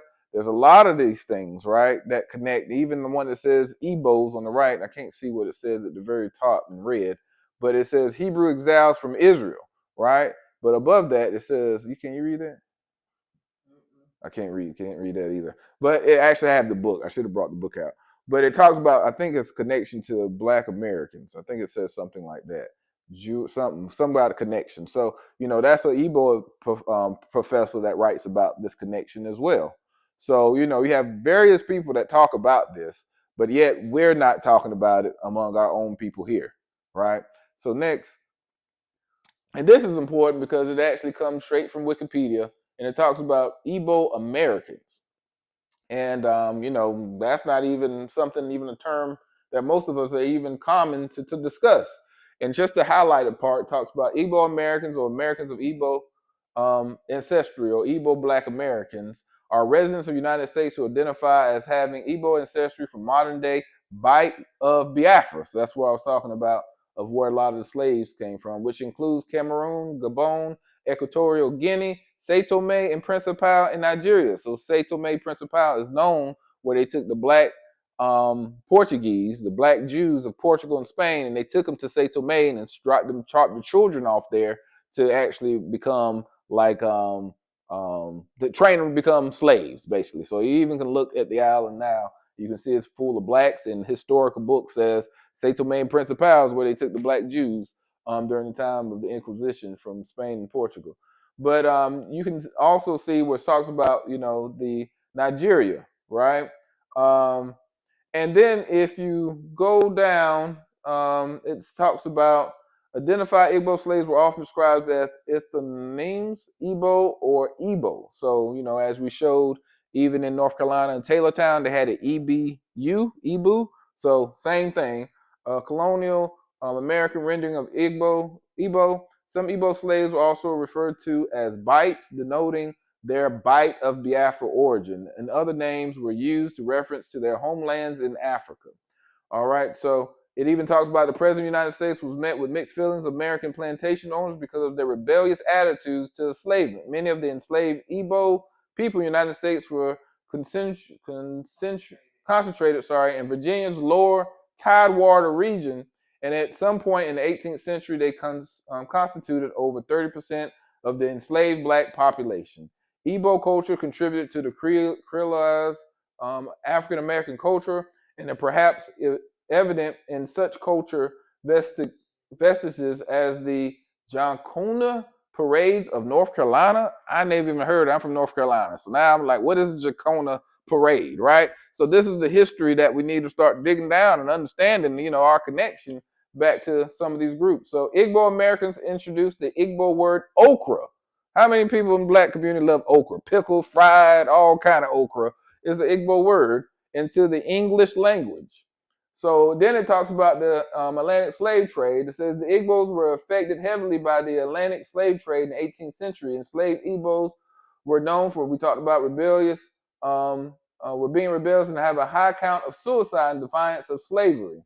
So it says in the United States, Igbo was most numerous in the states of Maryland and Virginia. So much that some historians have denominated the colonial Virginia as Igbo land. So they call, place Virginia Igbo land because there were so many Igbos that came. So with a total of 37,000 Africans that arrived in Virginia from Calabar, remember we talked about the Calabar River, right? The cross rivers and stuff. In the 18th century, 30,000 were Igbo, according to Douglas B. Chambers, the Frontier Cultural Museum of Virginia. So that's the place I visited that I was showing earlier. Estimates around 38% of the captives taken to Virginia were from the Bight of Biafra. Igbo peoples constituted the majority of enslaved Africans in Maryland. Chambers has been quoted saying, my research suggests that perhaps 60% of Black Americans, just Black Americans all through America, have at least one Igbo ancestor. So right there, 60%, if the Igbos are Jews, we are connected to those Igbos. So 6% of us are Black Jews, just by that one number, right? At least. And then there's other tribes that came from Israelite standpoints as well, from heritage as well. So they're not the only, that's the one tribe out of the many tribes that we discussed that had Igbo heritage, right? We talked about the Limba, the Mandika, the Ewe. We talked about so many of them that have, so this is just one. So 60% after one tribe are connected to the black Jews, right? So I won't read the part about the culture because of time's sake, but that talks about that festival and the Igbo drum, which is going to be important next time. So I might pick it up from there. But next slide. It also talks about Virginia was a colony that took the largest percent of Igbo slaves. Research suggests, as David Eltis estimated, between 30 and 45% of the imported slaves were from the Bight of Biafra. And of these slaves, 80% were likely Igbo. So out of the slaves taken to Virginia, at least 80% of them were Igbos. All right. So, and it talks about Igbos were especially high in the Tidewater and Piedmont regions of the Virginia interior. One of the reasons of this high number of Igbo slaves was the dominance of the Bight of Biafra region of Africa by Bristol and Liverpool English merchants who frequently brought Bight of Biafra slaves to British colonies. Virginia being one of these colonies, in addition, neighboring states further contributed to the concentration of the Igbo slaves in Virginia. And planters in South Carolina and Georgia looked down on the Igbo slaves because of many were rebellious, what we talked about earlier. All right. And then you can see some of the names found in records such as Anika, Anaki, Breechi, Juba, may originated respectively from the Igbo names Ninka, meaning the mother is superior, and Mburich, male members of the kingdom of Nare, and Jugba. I guess that's Jabuka. I can't say that. Jugba, meaning yam barns, right?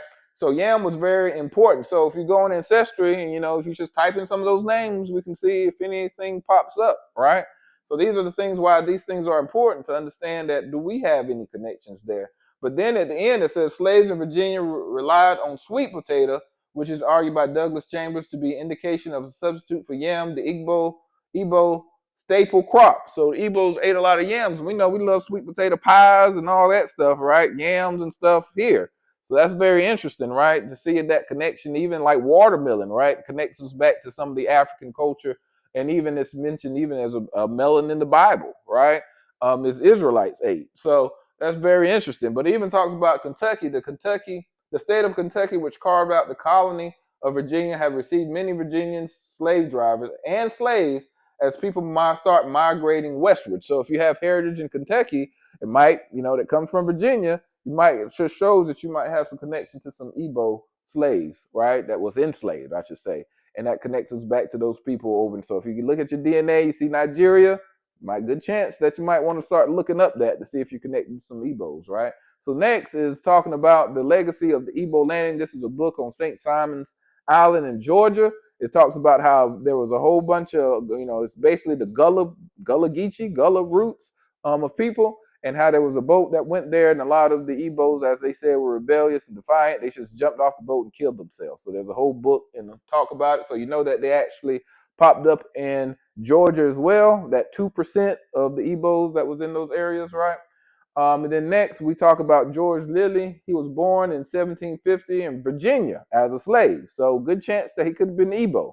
And it's important because his, enslaver took him down to Buck County, Georgia, and, in 1770.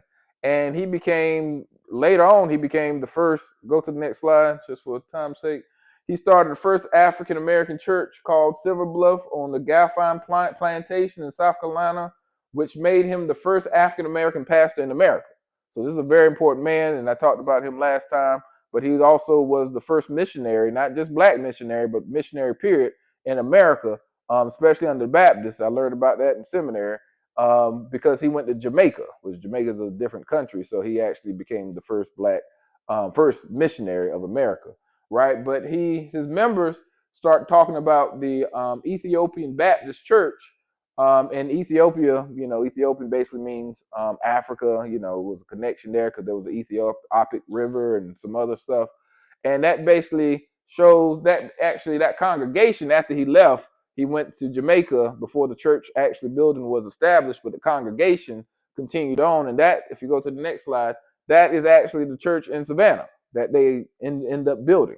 So it wasn't him that built it, but you can see on that plaque at the top, it talks about, Reverend George Lilly as its pastor and constituted January 20, 1786. That's what the little plaque says. So you can see how George Lilly, who came from Virginia, went down there and started that congregation. So the congregation even talks about how they have connection to Hebrew writing and stuff, the slaves, so what does that mean? They did try to get some decipher the writing, but that's where the Savannah Conference would be as well. So if you're interested, that'd be a great time to go. But then this is the controversial part that we'll talk a little bit, y'all willing, next week. But go to the next slide.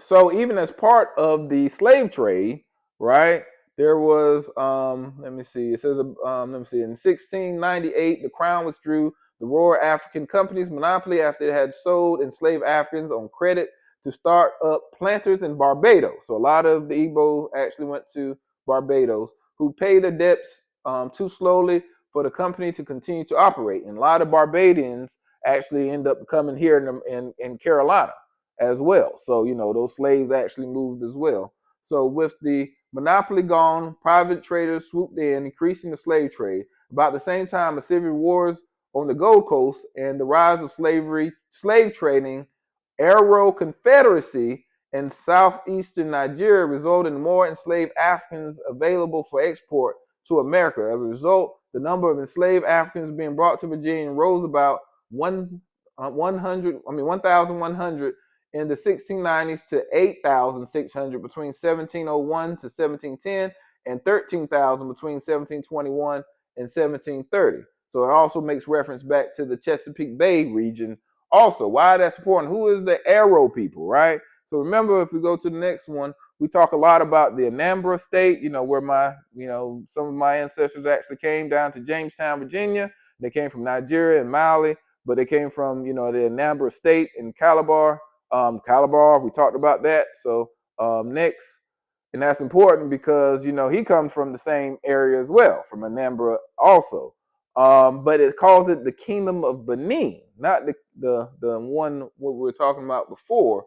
So it talks about Benin. So if you know about Benin, that's where some of the Ewe people and the Yoruba and that part of Nigeria as well. So you can see how there's some connection there to the different tribes, and even Yoruba and Igbo sometimes have some conflict even today when you're hearing people talk about it. But it's important to know because next slide, you can see here that it talks about the Arrow Confederacy, right? So there was a confederacy when people came together, different tribes came together, and it talked about earlier, talking about slavery. But it says the Arrow Confederacy emerged as a collective entity consisting of 3 independent dynasties, known as the Ilu Akan dynasty among the Ibobos and the Ifiks. Remember we were talking about that earlier, right?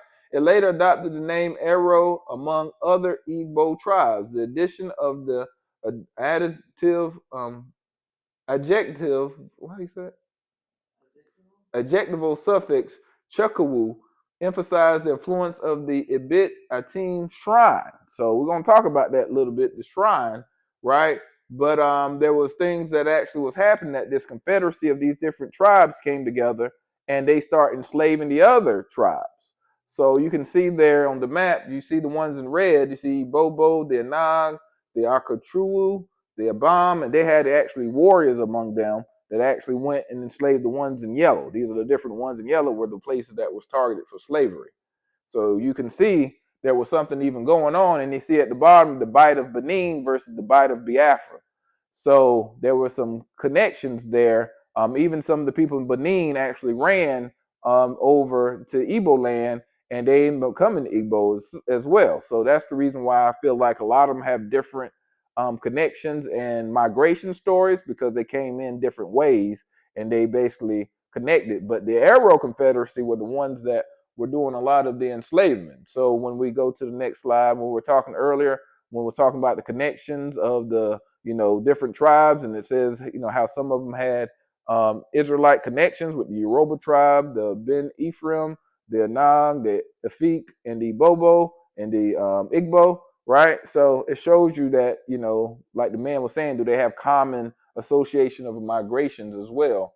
But even in the next slide, when it talks about the Bight of Biafra, I missed this part where it talks about there, you can see down in the yellow, it says the Bight of Biafra contained a number of ethnic groups, including the Igbo, the Ibobo, the Igala, the Efik, the Jo, the Ogoni, and groups to become involved in the slave trade were the Aro. So it said it right there that the Aro were connected to the slave trade. So, now you have these Igbos that was connected to the slave trade that was selling the slaves, other Igbos. And what does that mean, right? That dysfunctional family that I'm talking about in the Israelites today is like, even during our history, even here in America, right, we have some dysfunction, West Coast, East Coast gangs, right? Republican blacks, black MAGA versus black Democrats and so forth. You can see this dysfunctional family that's going on. And it basically stems even from Israel. But, like I tell people, when you go back to Africa, you got to understand, what's the history. You just can't go back and say, oh, everybody's going to welcome you, or people that welcome you and don't really tell you something about the history there, right? So a lot of times some of the whole villages were wiped out that was enslaved, right? So you won't find some of those villages in Africa anymore because those people got sent to the slave trade. So that's all our ancestors, right? So what was the connection there? And that's the reason why you also hear some of the African kings and people of power, chiefs and stuff, they ask for forgiveness of what happened during the slave trade. So what does that mean, right? Do they have some history there that they need to help? So that's the reason why we definitely need to understand more about this before, and if our own people over in Africa can't even come together, what makes us think that we're going to just come after all these years and come back and think that everything's going to be good? So it shows you how we in the diaspora need to get it together and showing love and getting unity. But also our people over in Africa also need to get unity. So as the Bible says, those two sticks can come together, right? The two sticks in the Ezekiel, he said, 2 sticks are in my hand, they will become one, Ephraim and Judah, right? So there's a lot of work there that needs to be done. And it starts with just sharing our history and helping us to know what happened, because just like Judah sold Joseph, right? Joseph was who? Ephraim. He ended up becoming Ephraim, Manasseh's sons. So Judah was the first to sell Joseph, right? So now Joseph, his descendants are selling some of the people of Judah. And, some of this is going to continue to happen until we come together as one people and understand, what trauma this is happening. Because even when the temple fell in 70 AD, it said the Israelites were fighting each other at the same time the Romans were trying to fight them. So that was kind of led to our downfall. So we need to stop this infighting, this stuff, and just look at facts. I tell people, even though if we don't believe on the religious standpoint, facts are facts, right? So the history around it, we need to look more into that. And then once we get to an understanding that's become common knowledge among our people, it's just the factual stuff, then we can, fight about religion and, different beliefs and stuff like that. But there is some common ground that we can work on that has nothing to do, and we will accept stuff from other nationalities of people, even though they might be atheists. They might be, I had a Old Testament professor in college, in the summer school I went to, and he was teaching Old Testament. He said, do y'all want to know what I truly believe? And he stuck up his middle finger and he said, do you want to really know what I believe? And I was like, yeah. And everybody else was like, no, because I don't want to be swayed. I want to, I was like, yeah, I want to know this man believe. He up there teaching us, talking about he goes around all these different places and preaches in all these churches. And he's standing up there sticking up his middle finger talking about, you want to know what I believe, truly believe. And I'm like, what? So we were received from people like that just because they have the certificates and the title. But our own people, we won't even listen to, right? We automatically think that's ignorant. We don't want to believe that. That's crazy. But when other people say it, we accept it. So that's that Stockholm syndrome. Just look it up. That's the true syndrome, where we believe more about what our enslaver said than what our own people say. All right? So we definitely got to stop that. If we go to the next slide, it talks about, the ancestry. Remember, it says something about the Chesapeake Bay, that high something of Virginia. So that's where you can see lower Chesapeake Bay, and you see those same tribes. So that just means I connect to one of those people in those tribes. And you see Bobo, like we talked about before. All right. So next slide. So, that's what gets us down to our lesson. I know that was a lot, but it's important for us to know these steps because it really affects our people. And going into the lesson as well, if you go scroll down until you get to where we stopped last week.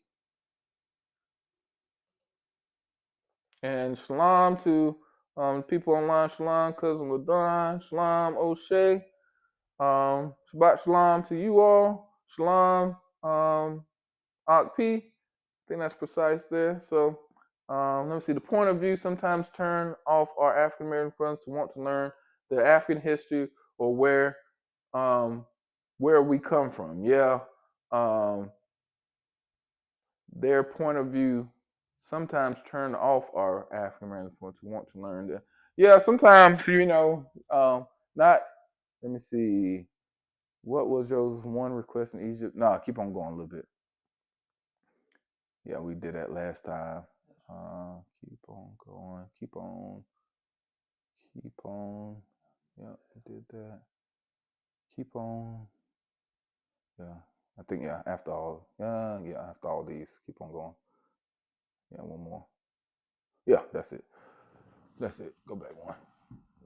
So, so it's like, we need to have these conversations, not be turned off about these things and be able to come together because we talk about intellect and knowing this and, all this knowledge stuff, but we don't even know who we are. So, it's like, why we don't know who we are when it actually even says it in the Bible. So praise Yah for him waking us up as prophesied. So it's just, I know time is running here, so let me hit a little bit of this. And then it talks about Joshua's land allotment to Ephraim and Manasseh, right?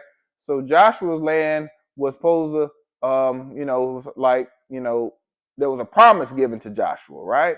So in Joshua 17 through 18, it says, Joshua spoke to the house of Joseph, to Ephraim and Manasseh, saying, you are a numerous people and have great power. You shall not have one lot only, but the hill country shall be yours. For though it is a forest, you shall clear it, and to its father's borders it shall be yours.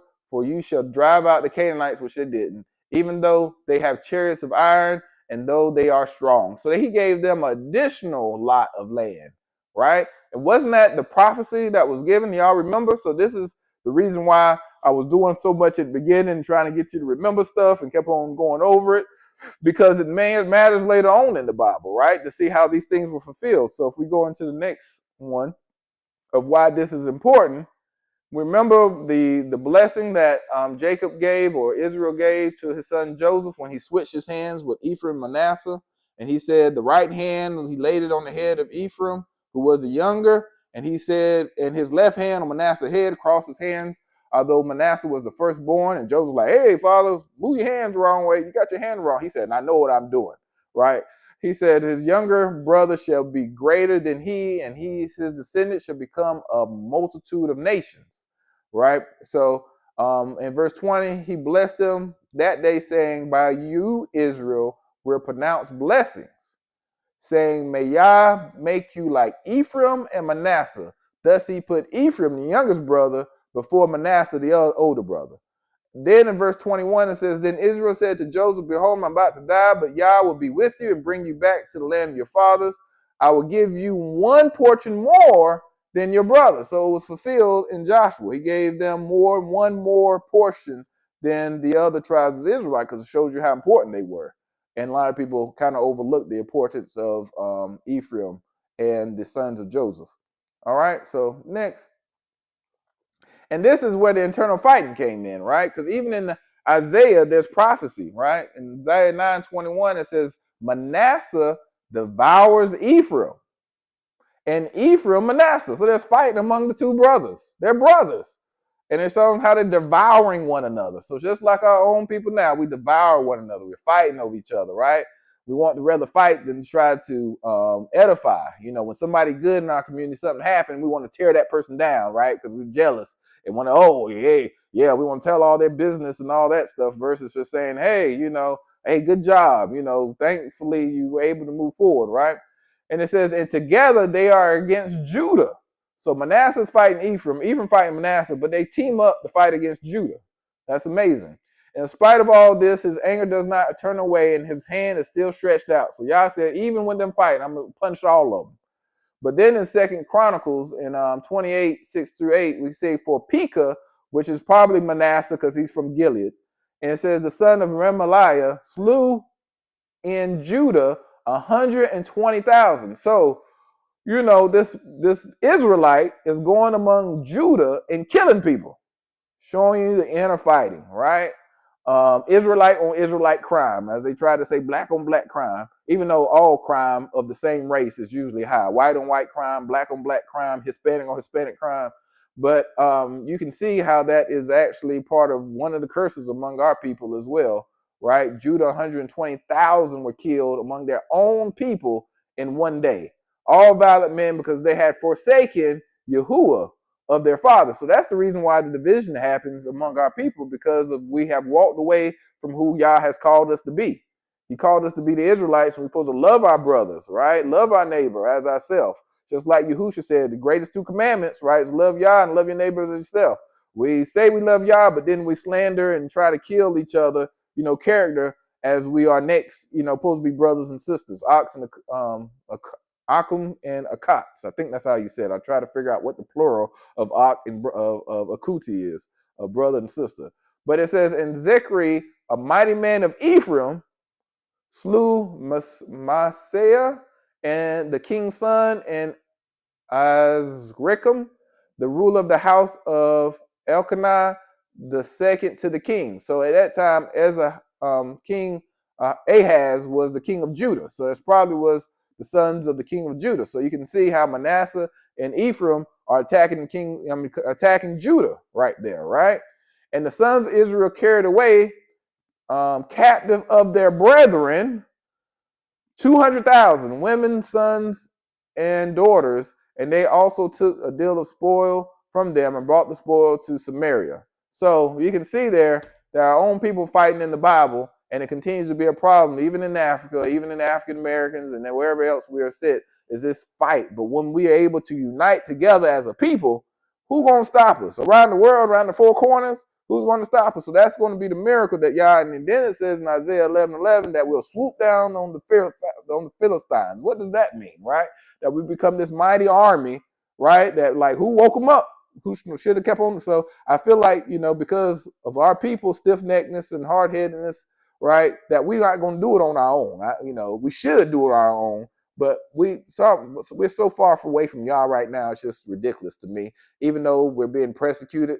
But I feel like that's Yah's going to try to wake us up by persecution now. You start getting persecuted. Our people know how to pray. I don't care what background they are, what situation they're in. When we get persecuted, we know how to get on our knees and pray. So, I feel like that persecution is going to come, as we see even in America, of what's happening here, that is pushing us together more and more, and it's going to eventually push us to Yah. But, it's best to do it willingly, but, I know how people are. So next, do you know of any examples where Ephraim and Manasseh were fighting? So, right, we talked about how Ephraim and Manasseh jumped on Judah, but what about Ephraim, Manasseh, or even, Ephraim and the rest of them fighting the other tribes, right? So let's go to the next. Let's not forget that Joseph, right, he had an Egyptian wife, a Seneth. So when we talk about the tribe of Ephraim, right, and talk about Hosea or Husha or Oshay, we can see that Joshua was named, Husha or Hoshay. So it's kind of like Ice Cube O'Shea, and we got O'Shea online right now. But, those were the sons of Ephraim, right, who had a black mama, right? So they black. And then Gideon, right, he came, right, from Manasseh. So we just talking about Ephraim, Manasseh coming from a black woman, right? And if you really know the Bible, you know that even Joseph was black because he was hidden among the Egyptians, and they didn't even know the difference between him and the Egyptians. His own brothers didn't. So there's something going on there, right? So next, just remember that Ephraim, Joshua is black, and Gideon, Gideon is black as well, right? And one's from Manasseh, Gideon, and Ephraim, Joshua people was from Ephraim. So it says, then the men of Ephraim said to him, what is this thing you have done to us, not calling us when you went to fight against Midian? And they contended with him vigorously. So they were mad. They're like, hey, you didn't welcome us to the fight. Why do you go fight and not welcome us? And he basically, I think this is where he responded and said, hey, I tried to call you, I didn't come. But he continued to, and it says, then Gideon and the 300 men who were with him came to the Jordan and crossed over, weary yet pursuing. He said to the men of Succoth. So you can see where Succoth is kind of on the bottom. You can see that's in the tribe of Gad. And you can kind of see it at the top as well, talking about how he went to go fight among these kings. He said, "Please give us loaves of bread to the people who are following me, for they are weary and are pursuing Zebah and Zalmunna, the kings of the Midian." And the leaders of Sukkot said, "Are the hands of Zebah and Zalmunna already in your hands that we should give you bread to your army?" Like, hey, we ain't helping you until you get them. You might not get them, and then they're going to come out on us. Once again, dysfunctional, right? Instead of them working together, feeding the army to be strong enough to go fight, they said, "No, we ain't helping you out," right? So Gideon said, "All right, when Yahuwah has given Zebah and Zalmunna into my hands, then I will thrash your bodies with thorns of the wilderness and with briars." He went up from there to Penuel and spoke similarly to them. The men of Penuel answered him and said, "Just as the men of Succoth," and answered. So he spoke also to the men of Penuel, saying, "When I return safely, I will tear down this tower." And eventually he beat down the kings of Midian. He said, "Okay, time to go get back." And he took the elders of the city and the thorns of the wilderness and briars, and he disciplined the men of Succoth with them. He tore down the tower of Peniel and killed the men of the city. Israelite on Israelite crime, right? So they're killing each other. They're not helping each other. And they think they're going to be productive, that Yah is happy because they're supposed to be driving out the Canaanites that never got driven out, but yet they're fighting among each other. All right? So that's with Manasseh and Gad and some of Ephraim. But let's go to the next one. So it says, now Jephthah, the Gileadite, so Gilead, right, came from Manasseh. It said, was a mighty man of valor, and he was the son of a harlot. And Gilead began Jephthah, right? And that's the one that supposed to, said the first thing that come up my house I would kill, and his daughter came out.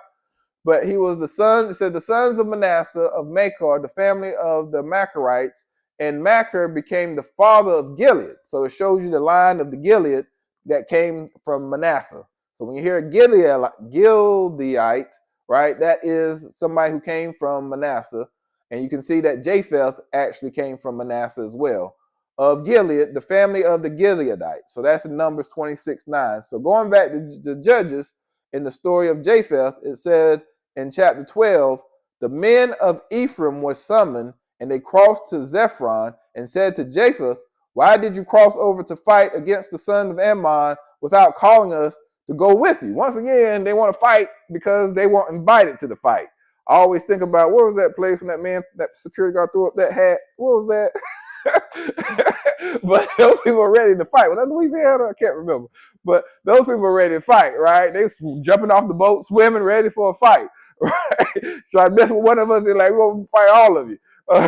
So it says, why did you cross to fight? It says, I call them to say, we will burn your house down on you. Japheth said to them, I and my people were at great strife with the sons of Ammon when I called you, and you did not deliver me from their hands. When I saw that you would not deliver me, took my life in my hands and crossed over against the sons of Ammon, and Yahuwah gave them into my hand. Why then have you come up to me this day to fight me? Then Japheth gathered all the men of Gilead and fought Ephraim. So you can see right there, Manasseh and Ephraim are fighting among each other. And it says the men of Gilead defeated Ephraim because they said, you are fugitives of Ephraim, O Gileadites, in the midst of Ephraim, in the midst of Manasseh. And the Gileadites captured the fords of the Jordan opposite Ephraim. And it happened when any of the fugitives of Ephraim said, let me cross, the men of Gilead would say to them, are you an Ephraimite? If he said no, then they would say to him, say now Shibboleth. But he said Sibboleth. So you can see the H, right? Just like I said with Shalom or Shalom or Salam, right? You can see the difference. It says, for he could not pronounce it correctly. So here's an Israelite who could not pronounce Hebrew correctly, right? It shows you that the dialect had changed even way back then.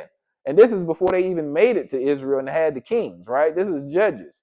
So when we have different people pronouncing it different ways, don't get so tight, right? Like, just be happy that our people are coming together trying to learn something about Hebrew. And then we can come to, once we get that step, then we can come back together again. But you can see that the dialects even changed way back then. Then they seized him and slew him at the fords of Jordan. And thus there fell at that time 42,000 of Ephraim. So you can see that inner fighting continues to hurt our people. Even when you get later on, even with the sons, the northern kingdom and the southern kingdom, they said they were used to fight to a point they just got tired of fighting, right? When the two kingdoms divided. So we got to make sure we don't continue to divide ourselves up, because that makes us weaker as a people instead of stronger. So next slide. We also see it says in Judges, Micah and Ephraim. So this is where I think we might, let me see how much time. Well, let's see where we go with this. But it says, first verse, right? So this is crazy. This is a crazy story to me. But it says, now there was a man in the hill country of Ephraim. So you hear a lot about the hill country of Ephraim. That's important, because where the hill country is, you'll see in probably, maybe not, maybe this Shabbat, maybe next, whose name was Micah. And he said to his mother, the 1,100 pieces of silver which has taken from you, about which you uttered a curse in my hearing, behold, the silver is with me. I took it. So his mama put a curse on the silver that her son took. So cursing her own child. And it's because she didn't even know it was him, right? He's stealing from his mama. And his mother said, blessed be my son by Yahuwah, right? And he then returned the 1,100 pieces of silver to his mother, and his mother said, I wholly dedicate the silver from my hand to Yahuwah for my son to make a graven image. So she blesses y'all, but this takes the stuff and make a graven image and a molten image, right? So she's basically taking y'all's stuff and using it against them. And that's how I feel like we do in our communities, right? Y'all bless us, preserve us, and then we take that. And now we're talking about, doing it for Greek fraternities, giving pledges to other gods, because, we are understanding Hebrew because we follow a Hebrew God, right? So if you're following Greek customs, you're going to end up following a Greek God, right? So that's the reason why the Greeks, each one of those frats and sororities have different Greek gods that's over them. So we're taking what Yah has given us and giving it in honor to a Greek god or goddess, right? Or even Masons, right? Taking that and giving it to Egyptology, right? Based upon the Egyptian standpoint. But now, therefore, I'll return them to you.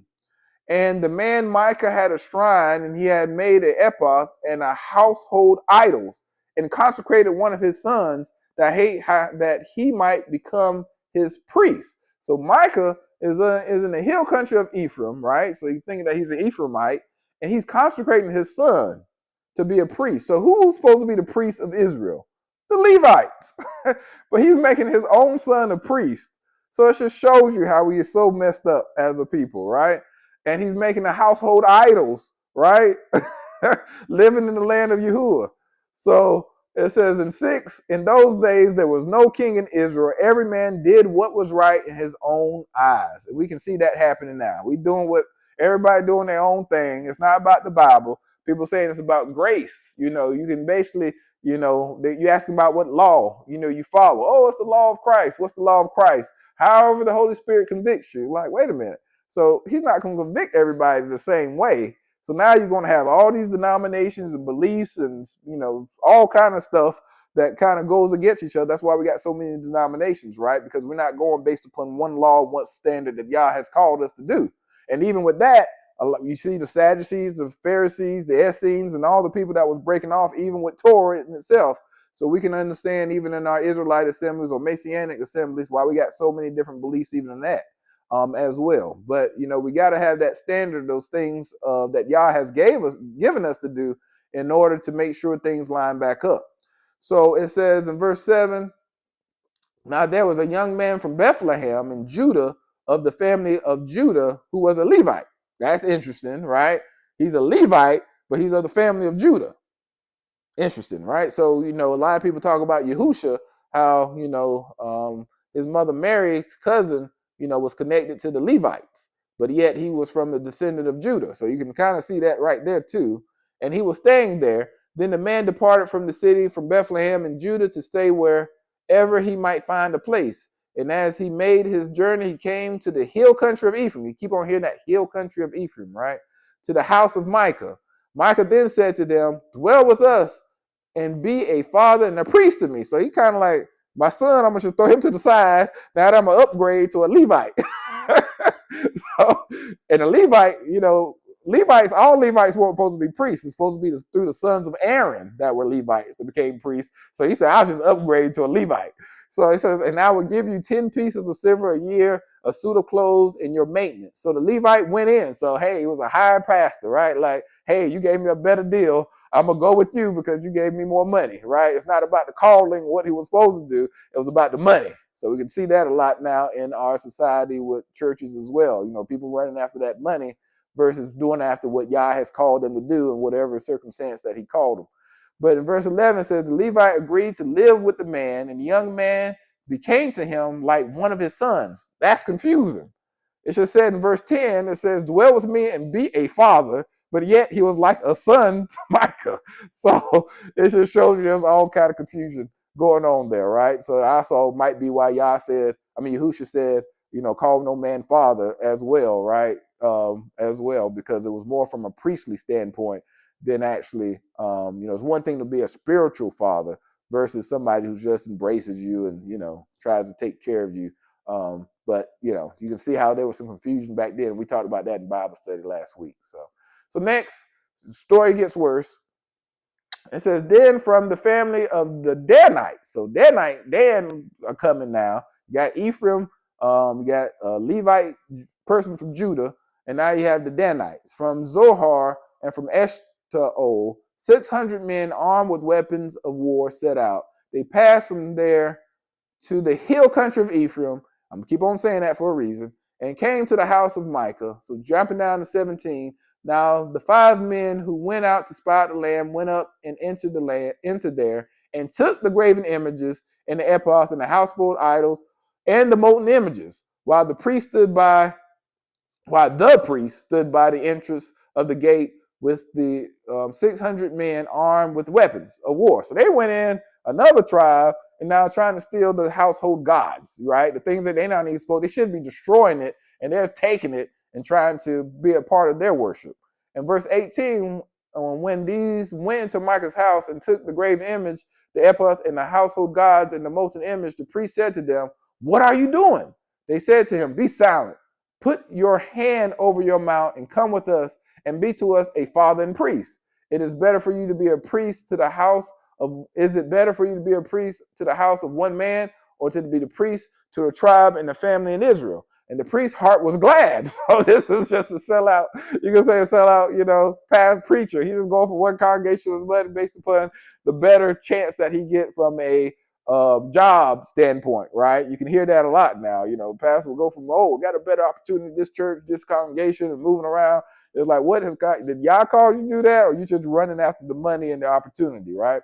And it says, the priest's heart was glad, and he took the epochs and the household idols and the graven images and went among the people. So the sons of Dan went on their way, and when Micah saw that they were too strong for him, he turned and went back to his house. Micah's like, man, my God, just like he took money from his mama, now stuff is being taken away from him, right? So I guess that was the curse his mama put on him. I'm just kidding about it. I don't know, but it's just you know, strange situation here. Verse 27 says, then they took what Micah had made and the priests who had belonged to him, and came to Laish to people quiet and secure, and they struck them with the edge of the sword, and they burned the city with fire. So Dan didn't play, and they said, you know, even like the tribes was connected to Dan, that went to Africa, they did something similar. You know, they had, I think it was metal weapons, and they were just wiping out different tribes in Africa as they migrated west. And they called the name of the city Dan, and the name of Dan, their father, who was born in Israel. However, the name of the city formerly was Laish. And the sons of Dan set up for themselves the graven images, and Jonathan, the son of Gershom, the son of Manasseh, he and his sons were priests. Wait a minute.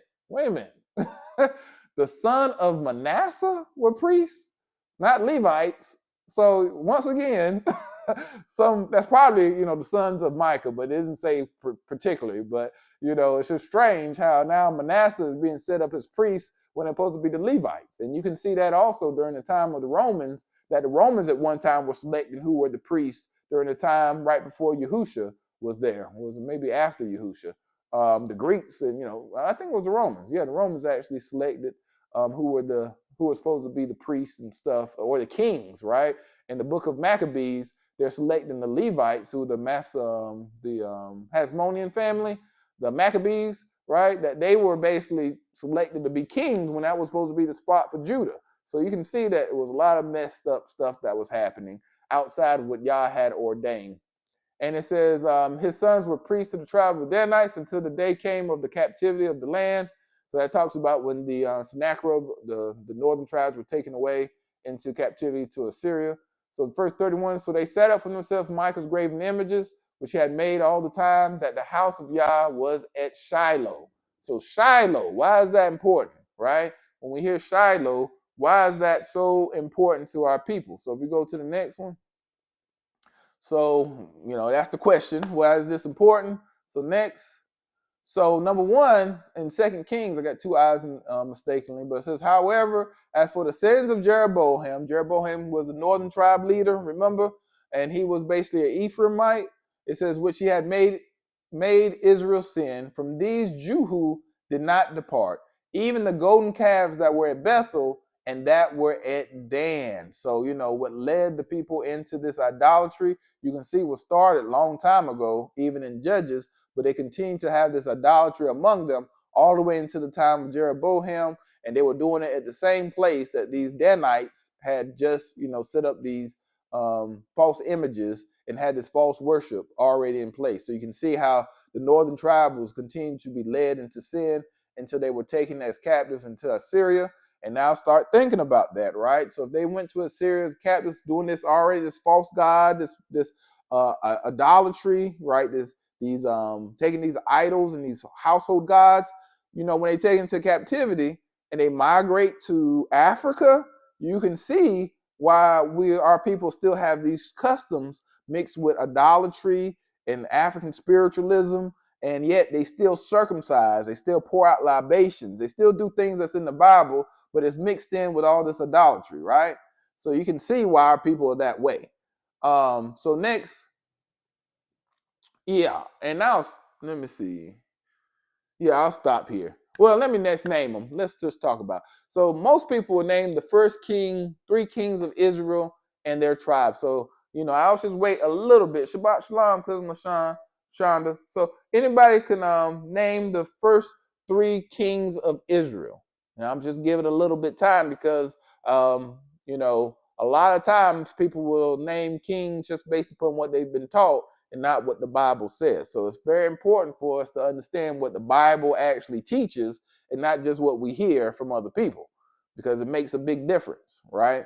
So we'll go. I haven't seen nobody try in the chat. So I'll go ahead and say it's not the first three kings is not Saul, David, and Solomon. That's not the first three kings in the Bible. I'm talking about the first kings, period, of the Bible. So the first three kings in the Bible, next slide, is Amalek is the first king, right? And Amalek actually is a son of Gideon. So we know that Gideon came from the tribe of Manasseh. And he's the one that killed all his brothers in order to become king. And he's calling to the men of Shechem.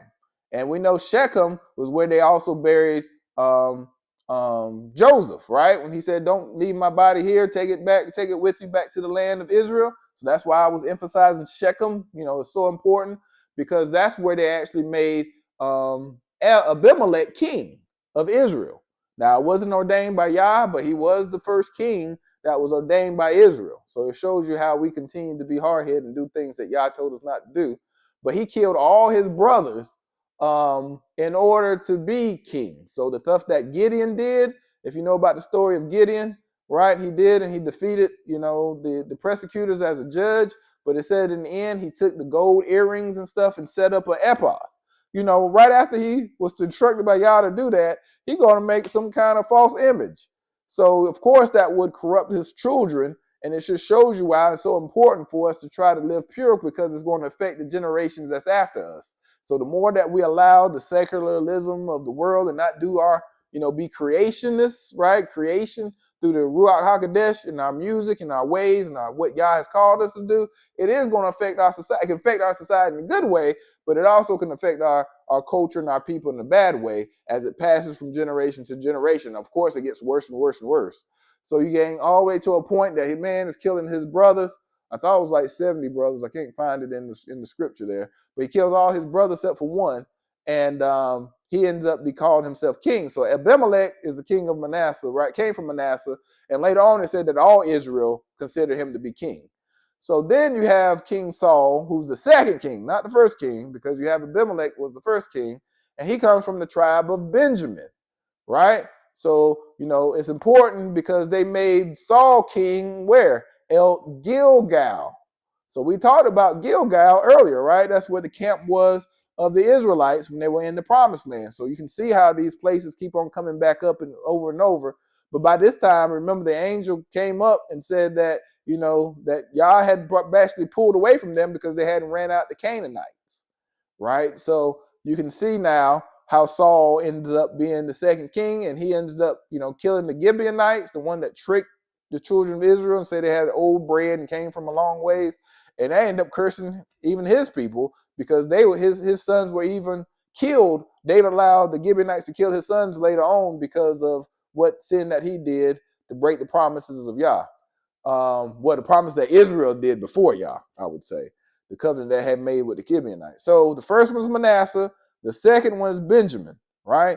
And the third king is after Saul died, his son Ishbosheth, ended up becoming king.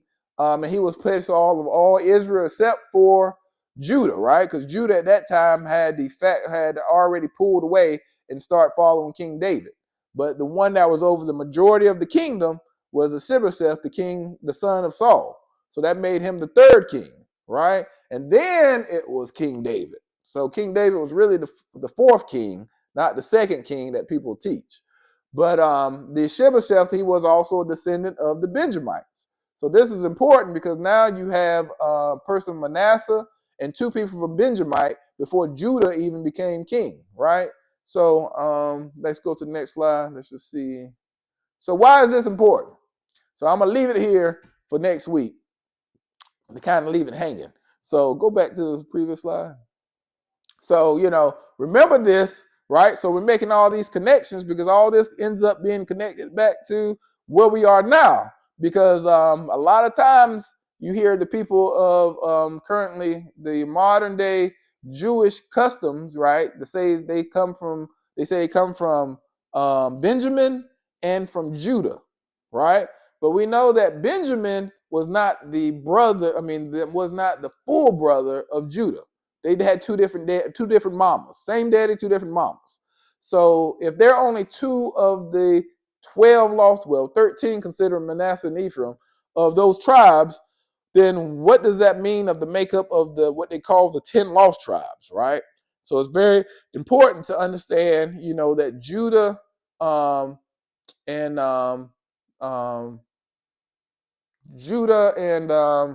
Joseph and Benjamin were brothers, right? So wherever Ephraim and Benjamin should be, the same family line. So we talked a little bit about this earlier on in the previous lessons. So start thinking about some of this, right? And what is the makeup of this for next week? All right. So we got any questions? No questions. So that's good. And thank y'all for being a part, coming on and supporting us here today. And as I said, we got some shirts. So I'll be coming around and trying to give y'all some shirts for, continue to support what we're trying to do as a people and to come together. So praise God for that. So let us pray, turn towards Jerusalem. Dear Yah, we ask you to help us as we continue to come together. Please forgive us of our sin and how we continue to fight among one another, and help us to come together as your people. Help us to seek you with all our heart, soul, mind, and strength, and not allow our own comfort and desires to persuade us to go in a different way. Help us not to be so focused on other people's voice and get focused on your voice, and not to just push off our people, but to accept us. And even if they're wrong, to help us to learn together from what damage that our ancestors has done and the damage that we have done with our own sins. Forgive us and bring us back together. even those that's in sin right now, rather sexual sin of promiscuity, of adultery, of homosexuality, of whatever, polygamy, whatever it is, we ask you to bring us together and help us to work it out and to be repentive so we can be restored as your people. Even fornication as a sin. Forgive us of that fornication, for we know that that's a sexual sin that would also keep us out of your gates. So we ask you to forgive us and help us to come together, help us to have right judgment, and help us to have a loving rebuke, to rebuke in love, not just to cast people away, but to bring them closer together. For we know that your time is coming, and we truly care and love our neighbors. We love, treat each other as we want to be treated, and know that we had also sinned and had to be brought in by your grace and your mercy. So help us to be vessels, especially as we come across this Shabbat. The time that you infilled your people to be empowered to reach others. We ask you to help us to be prepared and to be willing enough to allow you to fix us inside so we can also fix the situations that's around us with our families and our friends and just within our communities, to be that vessel to be used by you. We ask you for healing of our bodies, of our mind, of our souls, anything damage that has happened in our past, that wasn't even in our control. We ask you to fix that damage within our community, damage of slavery that was done unto us, even though it was not just for the people who did it. It was justice and the way that you basically punished us for us to basically reach back unto you. And even as we go forward and whatever is happening to persecute us, help that to be a way for us to draw nigh to you before it even gets any worse, so we can fulfill the thing that you have called us to do, to be your people and live it out in a way that brings you glory, honor, and praise. We love you and we praise you and ask you to be with us until we're able to meet again. In Yahushua HaMashiach's name we pray. Hallelujah. Amen. Amen.